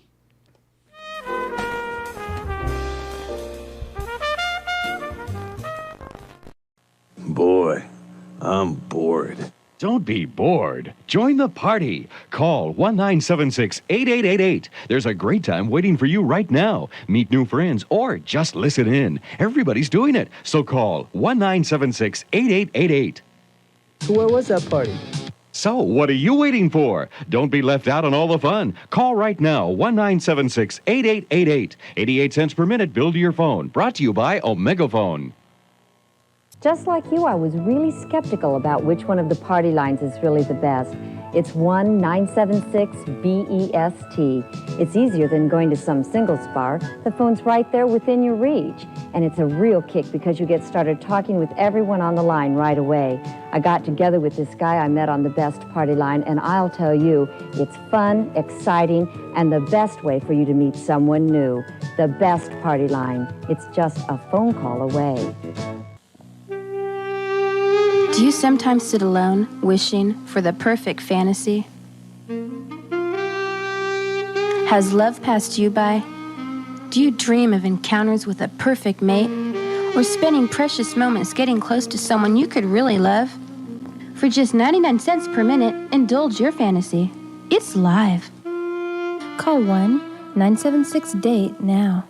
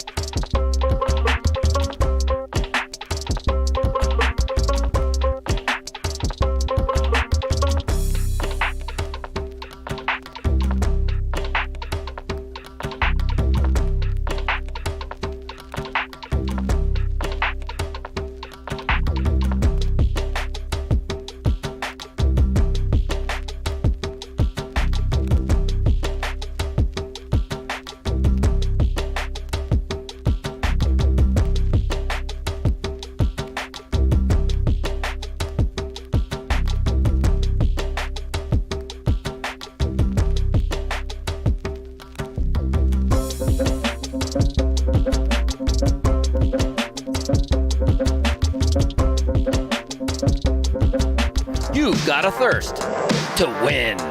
Only one soda gives you that extra oomph you need to be your best. Oomph Cola, packed with ginseng, taurine, and Pop Rocks. With the power of Pop Rocks and Cola combined, your stomach lining will be ripped apart by tiny pockets of carbon dioxide. But not before Sweet Victory, Oomph Cola, and Pop Rocks. The deadly soft drink with a taste that's fantastic. All right, we back. So yeah, that was a ton of kayfabe content. Kayfabe content out the wazoo. So let's jump into some other spandex news, but let's go over the DC brand. So okay, so have you been following this news about what's going on with DCEU? Yeah, well, they're you can't miss it because they're trying to cover up. Like right before we went live, they announced Joker 2's release date, so they're already trying to appease the fans, but everybody's still a little bit shook over why did they cancel Batgirl, which means that they don't know if Michael Keaton's out. Like, we don't have any idea if he's out, but they cancel it. Not going to be on HBO, not going to theaters. It's done. Here's the thing. I'm thinking it's starting to look like Michael Keaton may be out completely of everything. That sucks. They are reshooting his bits for Aquaman with Ben Affleck. Ben Affleck, which you saw that leak, right, with the backlot studio tour. Yeah, which they leaked on work, purpose. Right? Yeah, that was a work. Yeah, had to have been a work. Well, I'm just really bummed about it. Can you imagine? And I'm calling you out right here at WB. Can you imagine? You have two of the most popular superheroes of all times, and you fucked that up. Sorry, I had to drop the F-bomb just to get, like, it was a history. We're officially a PG-13 That's it. show. Like, how do you have, a history of violence? How do you mess that up? How do you mess that up? You have Superman and you have Batman, and you can't get your shit together. Here's the thing about Batgirl, and I'm just going to say this, and I'm just devil's advocate, okay? And no disrespect to the folks who made it. I'm sure I'm a big proponent of people's hard work being recognized, all that stuff. It's tough to make a film. Yeah. But this is is this the Batgirl movie you want to see? This image here? I mean, I don't know. The image to me is not appealing. This looks like an Adam West costume. I'm sorry. Doesn't it? Yeah, it does. Well, yeah, they definitely went with the same colors. Yeah. Her belt looks like it's plastic. I don't know, man. I don't know if I don't know if reintroducing Batgirl is the one that you give her own film for. Because shout out to Yvonne Craig. When I saw that Adam West, she was the one that that superhero makes me feel different. Look, you just had Pattinson Batman. Yeah. And it's, it was a gritty, realistic take. Okay. And then you have this. I'm just sorry. Like this, if you're the guy who owns Discovery and they show you the new Batgirl movie right out, and I don't know, man. I just don't know about this image. Yeah. This is Batman. Like you said, one of the biggest, most important properties that they own. And I don't know. And supposedly the rumor is that the new head honcho is very confused on wait, why we have Superman? Why isn't Superman? Why aren't we doing something with him? Like they don't even know. They can't even explain what they're doing, and they have Superman. They have Superman. It's Superman 2 is the number one superhero film that kicked off what we are used to today. Superman the movie was great for films. Like You Will Believe a Man Can Fly was on the poster, but that's the original comic book movie, and that's the first one that was successful. Yeah, and they did it. And then Superman 2. And they also had the second one that was successful, which was Batman, right? Yeah, they had the top two. Yeah, 89 they had. So how are they continuing to screw this up? It doesn't make any sense. Now, granted, some of it's out of their hands, right? The whole Amber Heard stuff. They didn't know that she was, gonna step on a bee and become a meme, and they had no idea about Ezra Miller beating up all genders, so they didn't see that coming. But man, they just can't cover. They can't. You're a filmmaker. Is that really the answer to really just throw it all out and reshoot everything? I don't think this is not just like a reshoot of a movie kind of a thing. This is like a complete wipe the slate clean. I think, well, if you're a businessman, I suppose, and you're not coming at this from a creative perspective, and you're thinking, look, this worked. This is nothing but a pain in the ass. Get rid of this and make more of this. Get it? Okay? Right. Yeah. I'll be at the bar. And that's it. And that's why he's the boss. You know what I'm saying, though? It's just one of those things. It's like, it doesn't, to a person who's not creative, you walk in and try to explain to them, well, we can't do that because we have all this story that happened earlier and all this other things that are going on, and it has to make sense. And he's just like, just get rid of all of it and just do it again. Yeah, I think that's where they're at right now. Joker made $1 billion. Right. Okay, that makes sense. Make Joker 2, right? Yep. I think... I don't know if I guess the Batman was a hit. Batman was a hit. It wasn't like $1 billion movie, but it was very well received. Well, right? 2022 is interesting because you have that was this year, right? Yeah, this could still be like an Oscar movie. Yeah, absolutely. You have Marvel.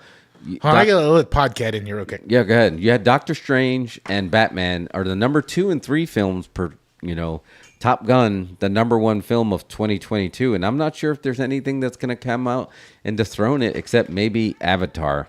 But I just still can't believe So JJ says, can they just give the DCEU to Kevin Feige for like 5 minutes and then get them back on track? And that was a rumor for a little while, like for him to make the jump, to get it back on track, and then to go back. But I'm starting to think Feige is lightning in a bottle, because they got the same company that has Kevin Feige has Kathleen Kennedy running Star Wars, while they have Jon Favreau on the payroll, when you can have somebody that actually can keep all that continuity in place. But Star Wars at least has a little bit, just like they have these flashes of greatness where you just feel like WB just is like off the rails of just like they can't fix this. But they've got a couple of properties that did well. Yeah. Okay. Aquaman did well. Yeah, it did. The Batman did well.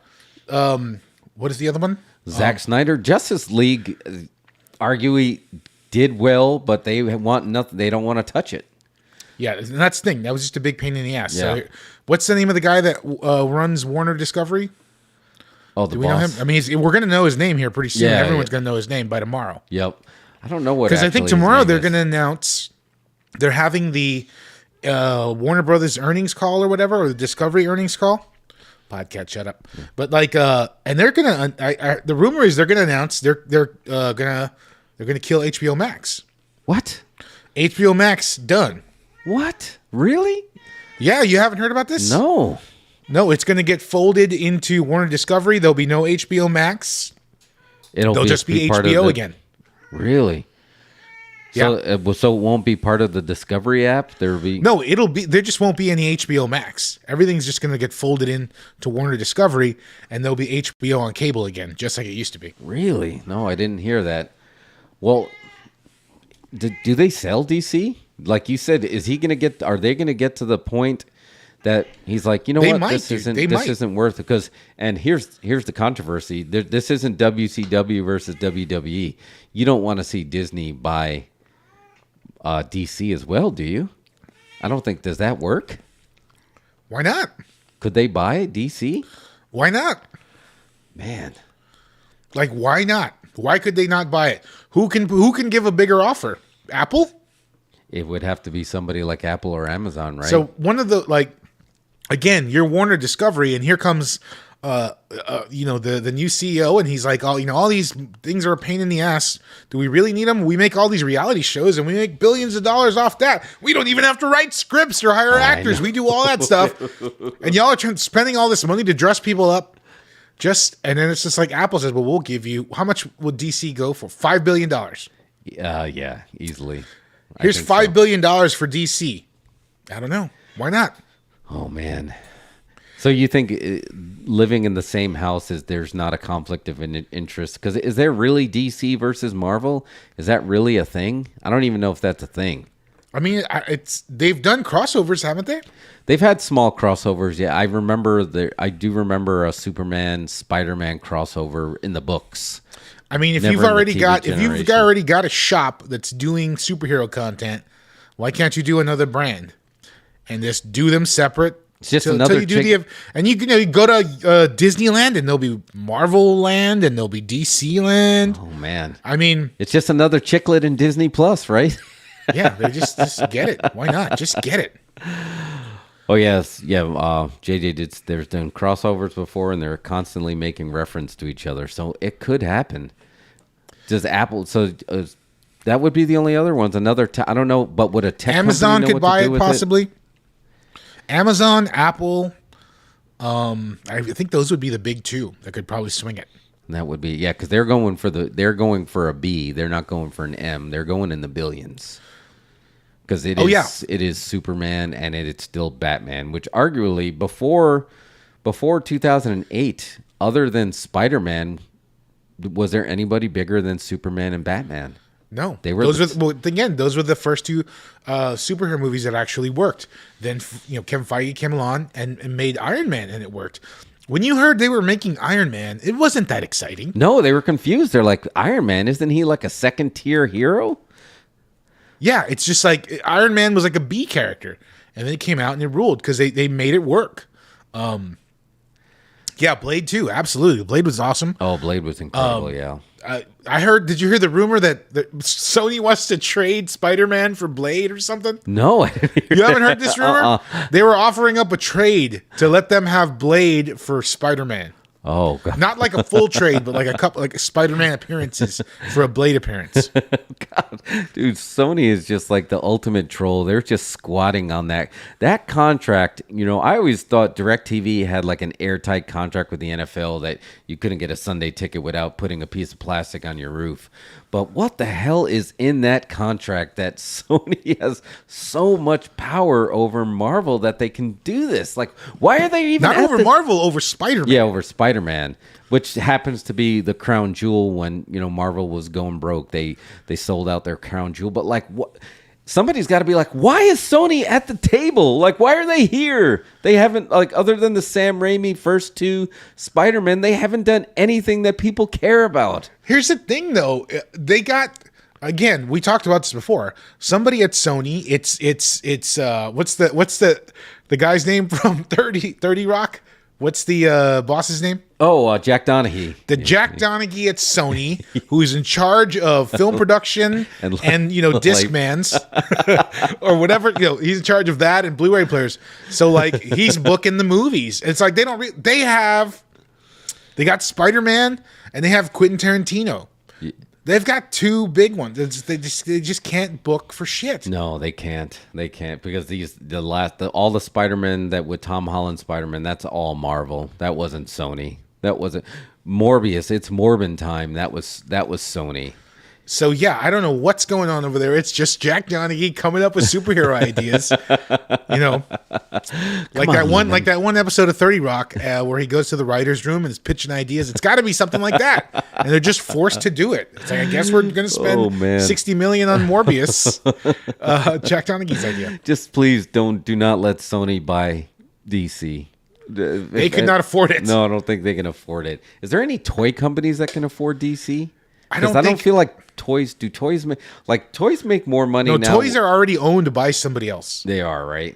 Because I feel like they make more money from adult collectors than kids playing with toys anymore. So I don't know if there's any toy company. Because I'm trying to think the comic book industry, they're kind of in trouble. I read on Twitter today that DC Comics is slowly trying to remove the word comics from all their social media. Is Vince McMahon, did he go to DC? Yeah, exactly.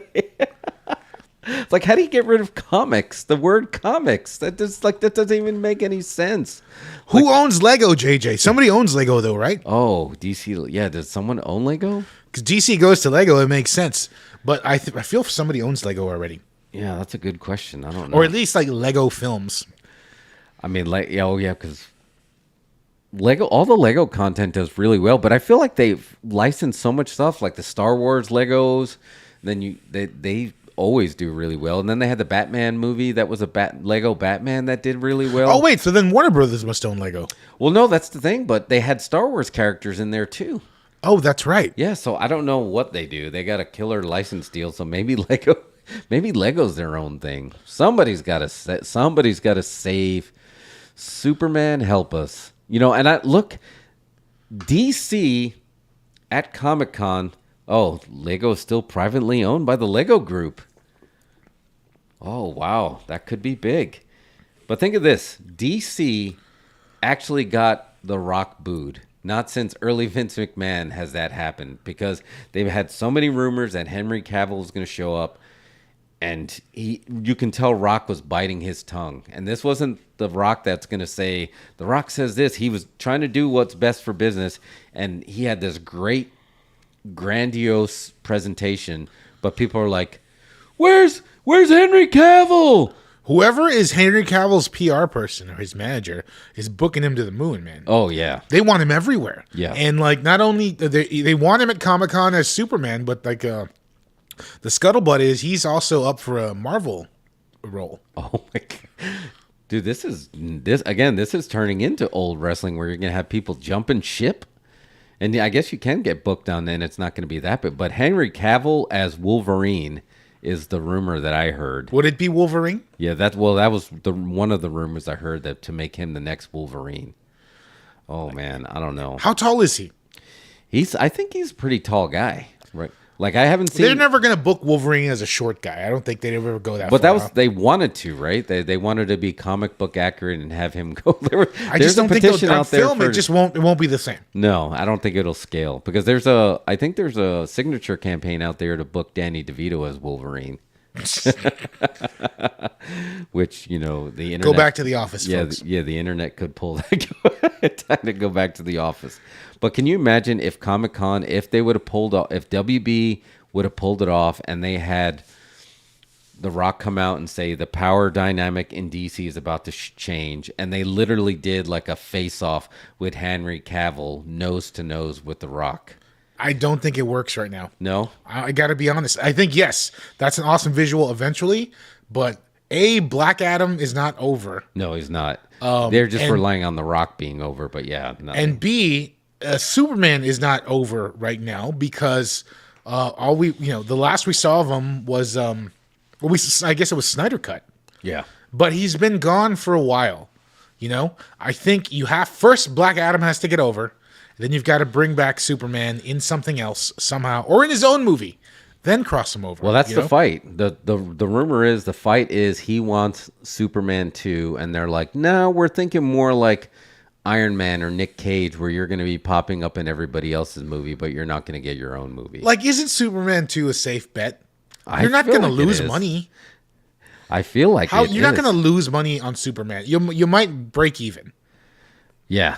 I don't know. Oh, JJ may have just booked it. DC to XFL, The Rock's group. The Rock has the cash to buy DC.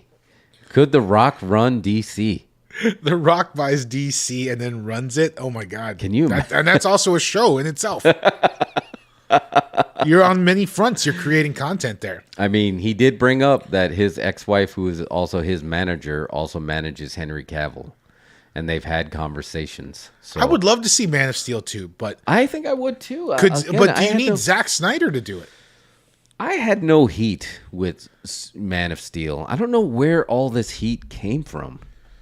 I really don't know either. I mean, I think all that other stuff with the destruction, people are dying in the destruction, that came later, but I don't know why people didn't like the presentation of Superman so much in this one. I guess because he wasn't good American, with the Boy Scout kind of thing. He was he's a little dark. He's a little emo. I guess emo Superman. People didn't go for it. They didn't dig it. Well, Superman of 1980s is Homelander, right? Like, is there a real American hero like that still works to these days? Yeah, comic book fans are definitely fickle, but I was even okay with him snapping Zod's neck and not being okay with it because he broke his code that he didn't want to kill somebody, but they put him in a position where he had no choice. I mean, Superman is trying to evolve. With me, Man of Steel was kind of this thing where I came out of it, and I was like, man, that was pretty dope. Yeah. I really dug it. But everybody around me hated it. I was like, really? I was like, I dug it. I mean, the part I liked the least was the beginning with the Russell Crowe Krypton world. I could have done with so much Krypton to start. There was like 20 minutes of that too. That was a lot. I mean, when I revisit it and I watch it now, I don't mind it so much. But when first time I saw it, I was like, this is kind of a little jarring. But all right, you got to make some toys. I get it. All good. And I thought it all paid off well. I thought overall it was really good. But I didn't know why everyone around me had heat with it. Here it is. I'm going to call it out, and it's on video. It was one of Kevin Costner's best performances. He actually choked me up. That he had the all-American Kansas farmer trying to teach this alien how to have ethics and how to have a code to the point where he was willing to give his life. And he's just like, I just want to be your son. And he's like, you'll always be my son. And they start crying. It's like, come on, this is great stuff. Really good stuff. Yes, I had no heat with really it. So don't understand. The only thing I can think of is it's coming off of Christopher Nolan's Batman, and Christopher Nolan was originally given this to direct and decided he was going to produce, and he gave it to Zack Snyder, right? So were people wanting that? Well, I mean, if you can say though, it's probably the most disciplined of all the Justice League movies, right? Yeah. It's pretty, maybe, is that Christopher Nolan's influence maybe, but it's a controlled Zack Snyder.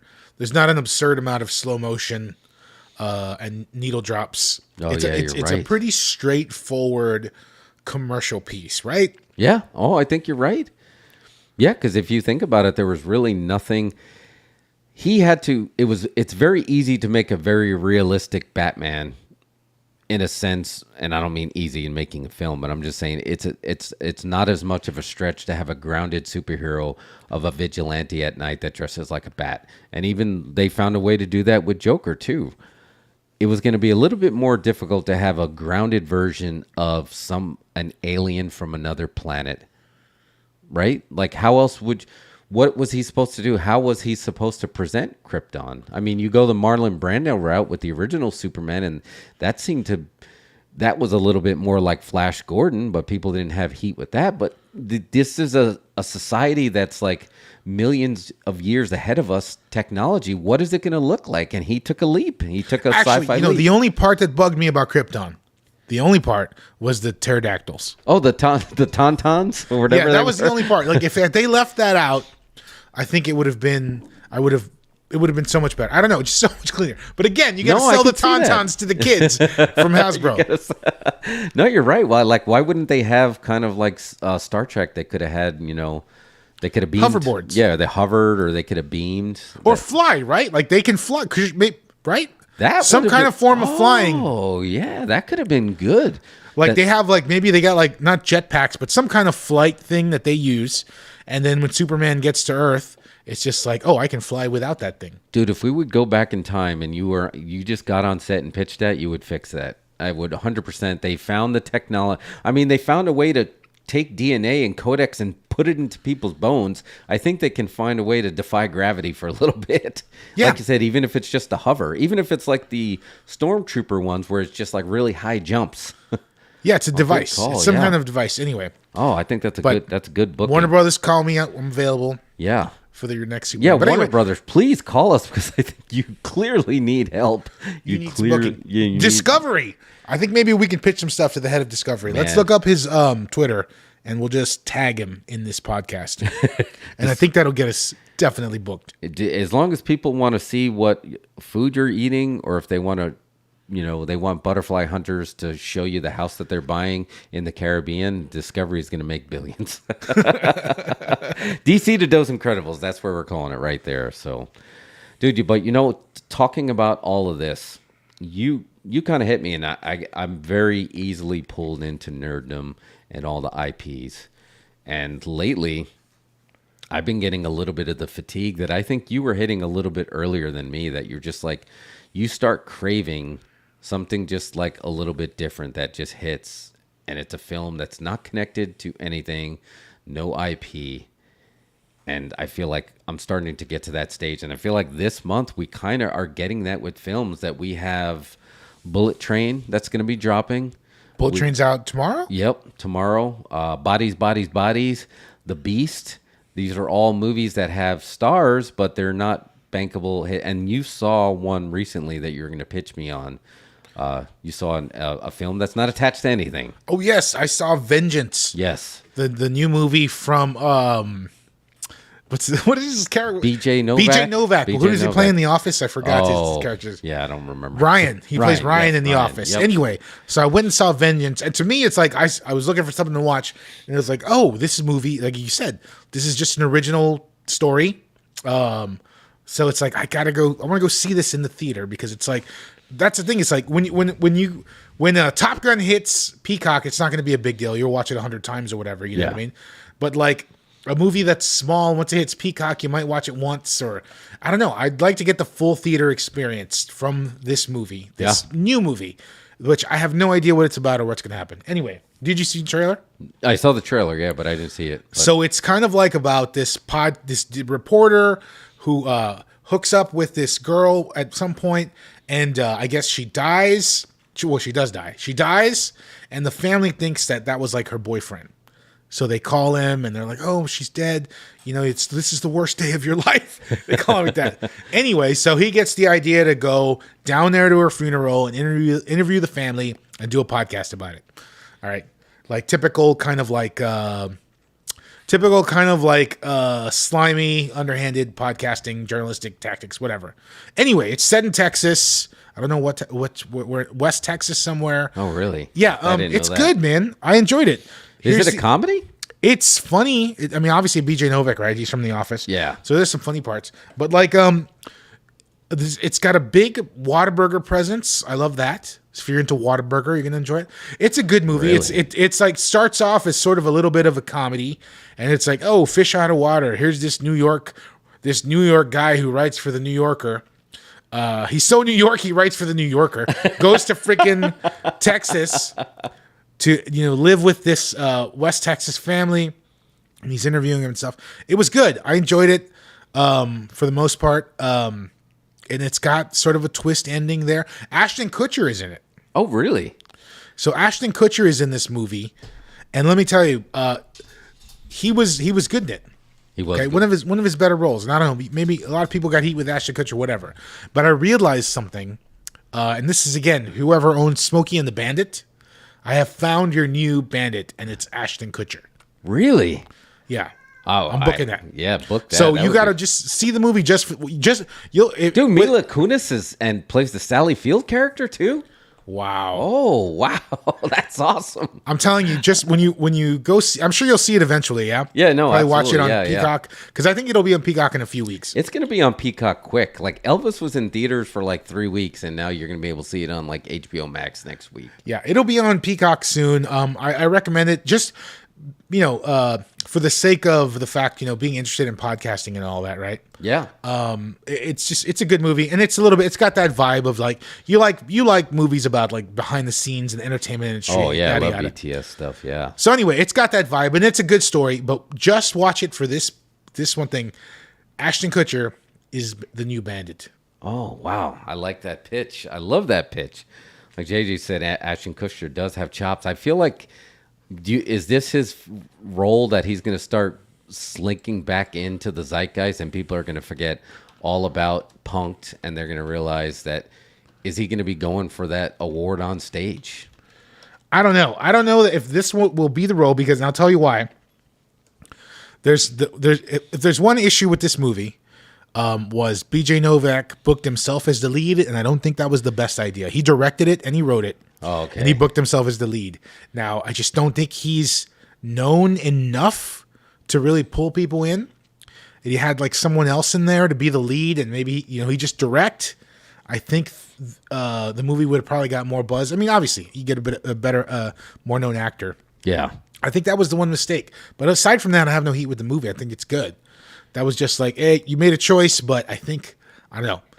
I feel like, yeah, when I saw that he had a movie coming out and I saw the trailer, I did feel like, oh, okay. Well, I felt like that was a strategic decision. Like somebody said, write your own film, direct you as a star, and does this film have a chance for making like awards or no? I don't think this will be an awards movie. No? Okay. I think it's a solid thriller, well-written, well-acted movie. But I just think BJ Novak as a lead is not the way to go. And it's just, again, he's an awesome writer and he's a good director. This would have got him over as a director if he'd had someone else in it. Well, hindsight. And I do want to see it because what's really beside, like you were ahead of this curve of getting me like, I want to watch something that's not an IP. And then, watching Joe Bob and watching all these original films, what else is getting me is the Video Archives podcast. Video Archives podcast. Hold on, let me show you one thing. Yeah, go ahead. Because I do want to talk about that. Yeah. Sorry. No, I want to see it. Before we move on to that. Sorry. No, it's all good. But yeah, I just really been jonesing for it. So, look. Oh my God. I'm just telling you. Shit, you're right. Yeah, dude. and he's got the delivery is there. He's doing like a West Texas delivery. Okay, what? But anyway, there you go. Dude, and that's the end of the Vengeance review. Let's book it. Let's book it. Let's get Mila Kunis playing Sally Field. Who's gonna be Buford T. Justice though? Buford T? You know who's gonna be Buford T. Justice? The sheriff from Stranger Things. Oh no! Wait, no.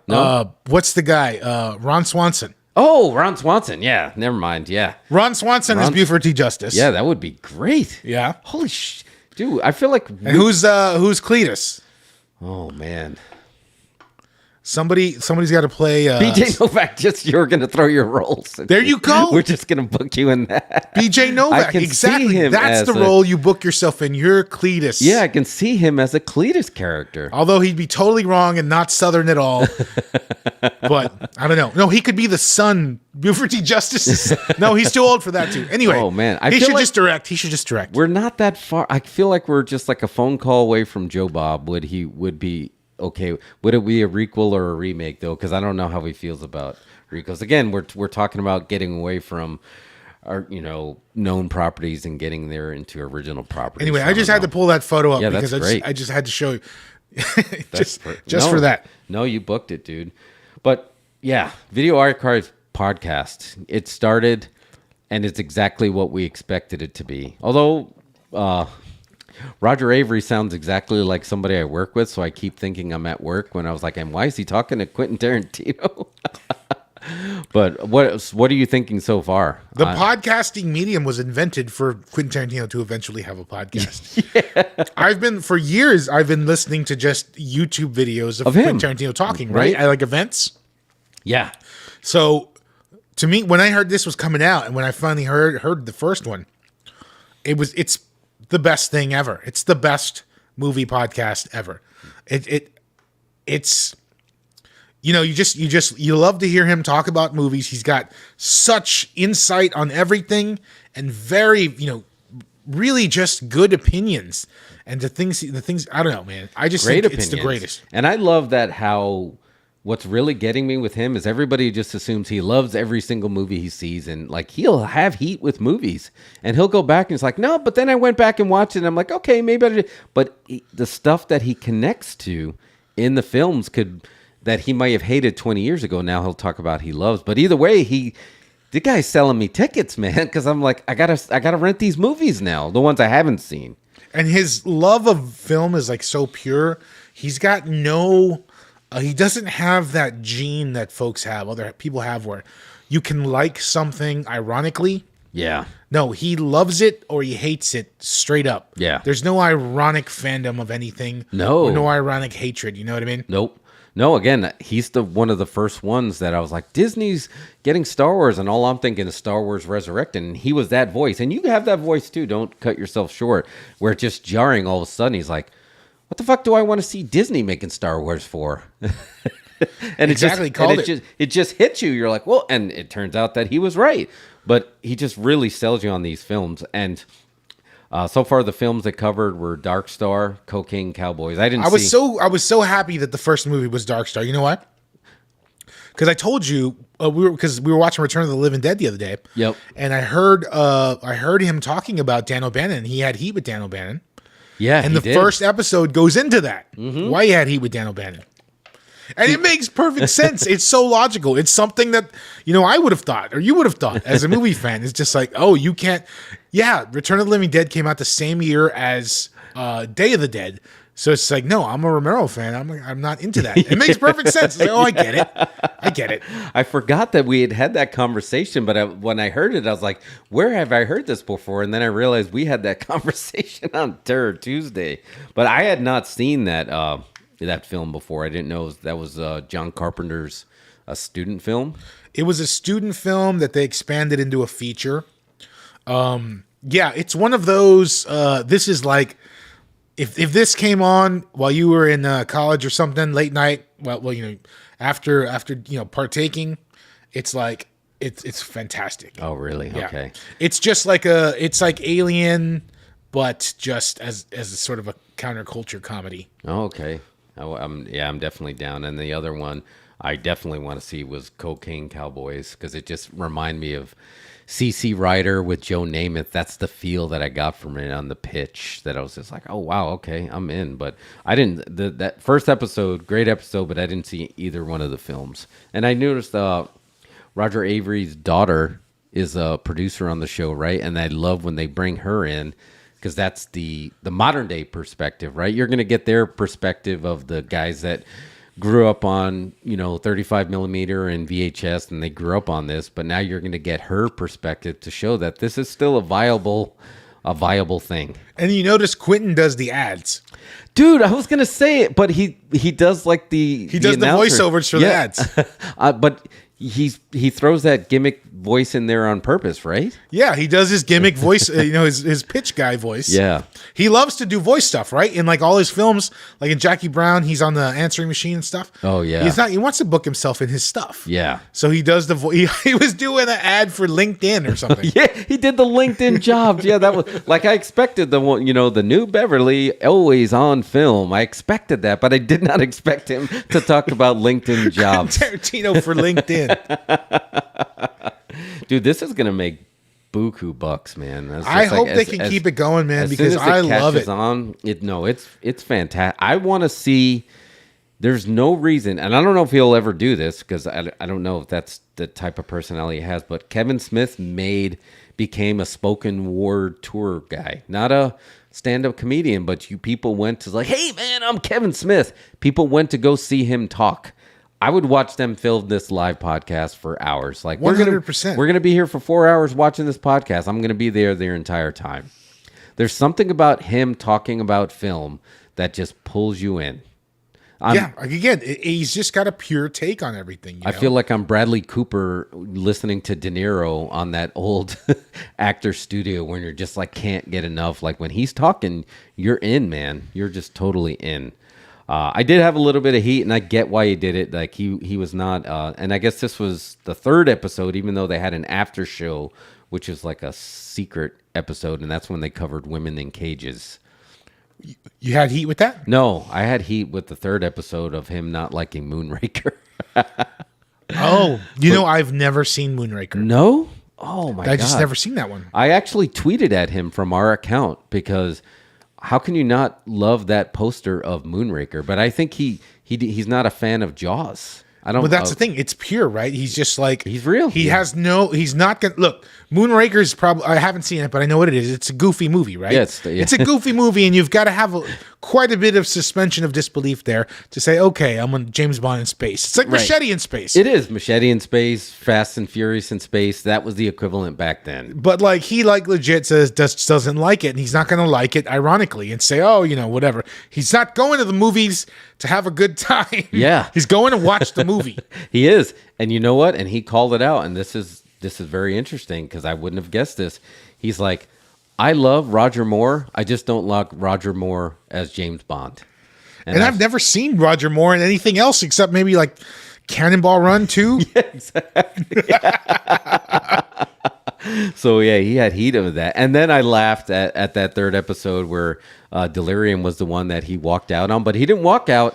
He drove out because it was a triple feature at the drive-in, and Roger Avery's like, wait, you were one of those guys that turned off your lights and you had to drive slowly over the humps to not let your spotlight go on everybody and ruin the film experience.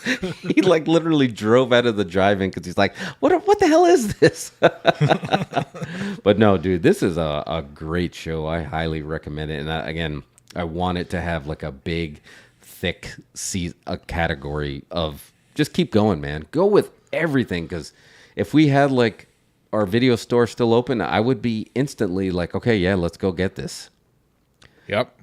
He doesn't. Yeah. He bought the video archives and he gets into it. He literally bought the shelves too, right? Yeah, and he bought like a record store too. His house has a video store and a record store in it. Oh my God, is he not living the dream? Although they were quick to point out, and I think it was Roger Avery's daughter. He's like, oh no, but Roger bought all the Laserdisc collection. Twist, those end up not lasting. Yeah, that's what he said. Apart. It's like laser rot, and I was like, I never even heard of laser rot. Yeah, I only because they used to glue two discs together. Oh, is that why it did? Because they couldn't make a double-sided disc. They just had to glue them together back in the day. Who came up with that shit? Dude, I own the Laserdisc. You know which one I owned? What? Caveman with Ringo's Star. I have a stack. Yeah. I've got a pretty good stack, yeah. Caveman, that's a great movie. That's a whole podcast on its own. Yeah, I did not, but that was the only one that it did not last. I think that went along with I own Friday on CD movies that you can watch on your computers, like right before And I was like, the guy's like, you sure you want to buy these? You know, DVDs are coming out here soon. I was like, where do I get a DVD? I don't even have a player. I want to watch Friday on my computer. He's like, it's 2 discs. I was like, okay. And I still have that one. I bought Friday and I bought Congo. Was that DivX? No, it was before DivX. It was literally just said movie on CD. That's all it was. And I bought Friday and Congo. I gotta bring it. I think it's still stuffed in with my CD collection. And then DVD came down. I was like, what the hell? Nothing's even gonna play this anymore. You can only play it on your computer. Yeah. Oh man. But yeah, the video archives. Check them out. What else? I think there was one more thing that we were gonna cover, but we're already like 2 hours and 15 minutes in. Yeah. We got a lot. We were gonna do beer, but we're gonna save BZ's beer because BZ had to leave. He had to go TCB. BZ had to take TCB. So we'll save those weird beers for him. So I'm good if you want to grab some grub. I think we covered everything we needed to cover. Are you saying that's a show? I think that's a show, right? I feel like that's a show. But it was good, man. It was great to be back in studio. There was twists. There was turns. Yeah. But it feels like I feel like we just are getting warmed up and we can go another 2 hours. But I don't know. My ears might start to get sore too, though. Yeah. We're not going to break our 3, but we will be back to our regular. We are toying with going to add 2 streams a week now that we got our remote pretty much down to have. We might maybe do a shorter. Do a house show and a road show? You want to do a house show and a road show? Something like that. Yeah, we'll come up with a cooler name. Yeah, we can do that. Yeah. Maybe it's a weekend. We can do a weekend show. I mean, there's a lot of stuff we can do remote, so I'm down for that, man. So yeah, welcome back. Those Incredibles. Thank you, JJ, for hanging out there for JJ. Yeah. Let us know. Thanks for we got to, I guess, once we do that, JJ's got to come back in studio audience for sure. For sure. Yeah, because, again, you're our good luck charm. We need to get some of that JJ magic in there again. And sorry that they came back for your computer finally.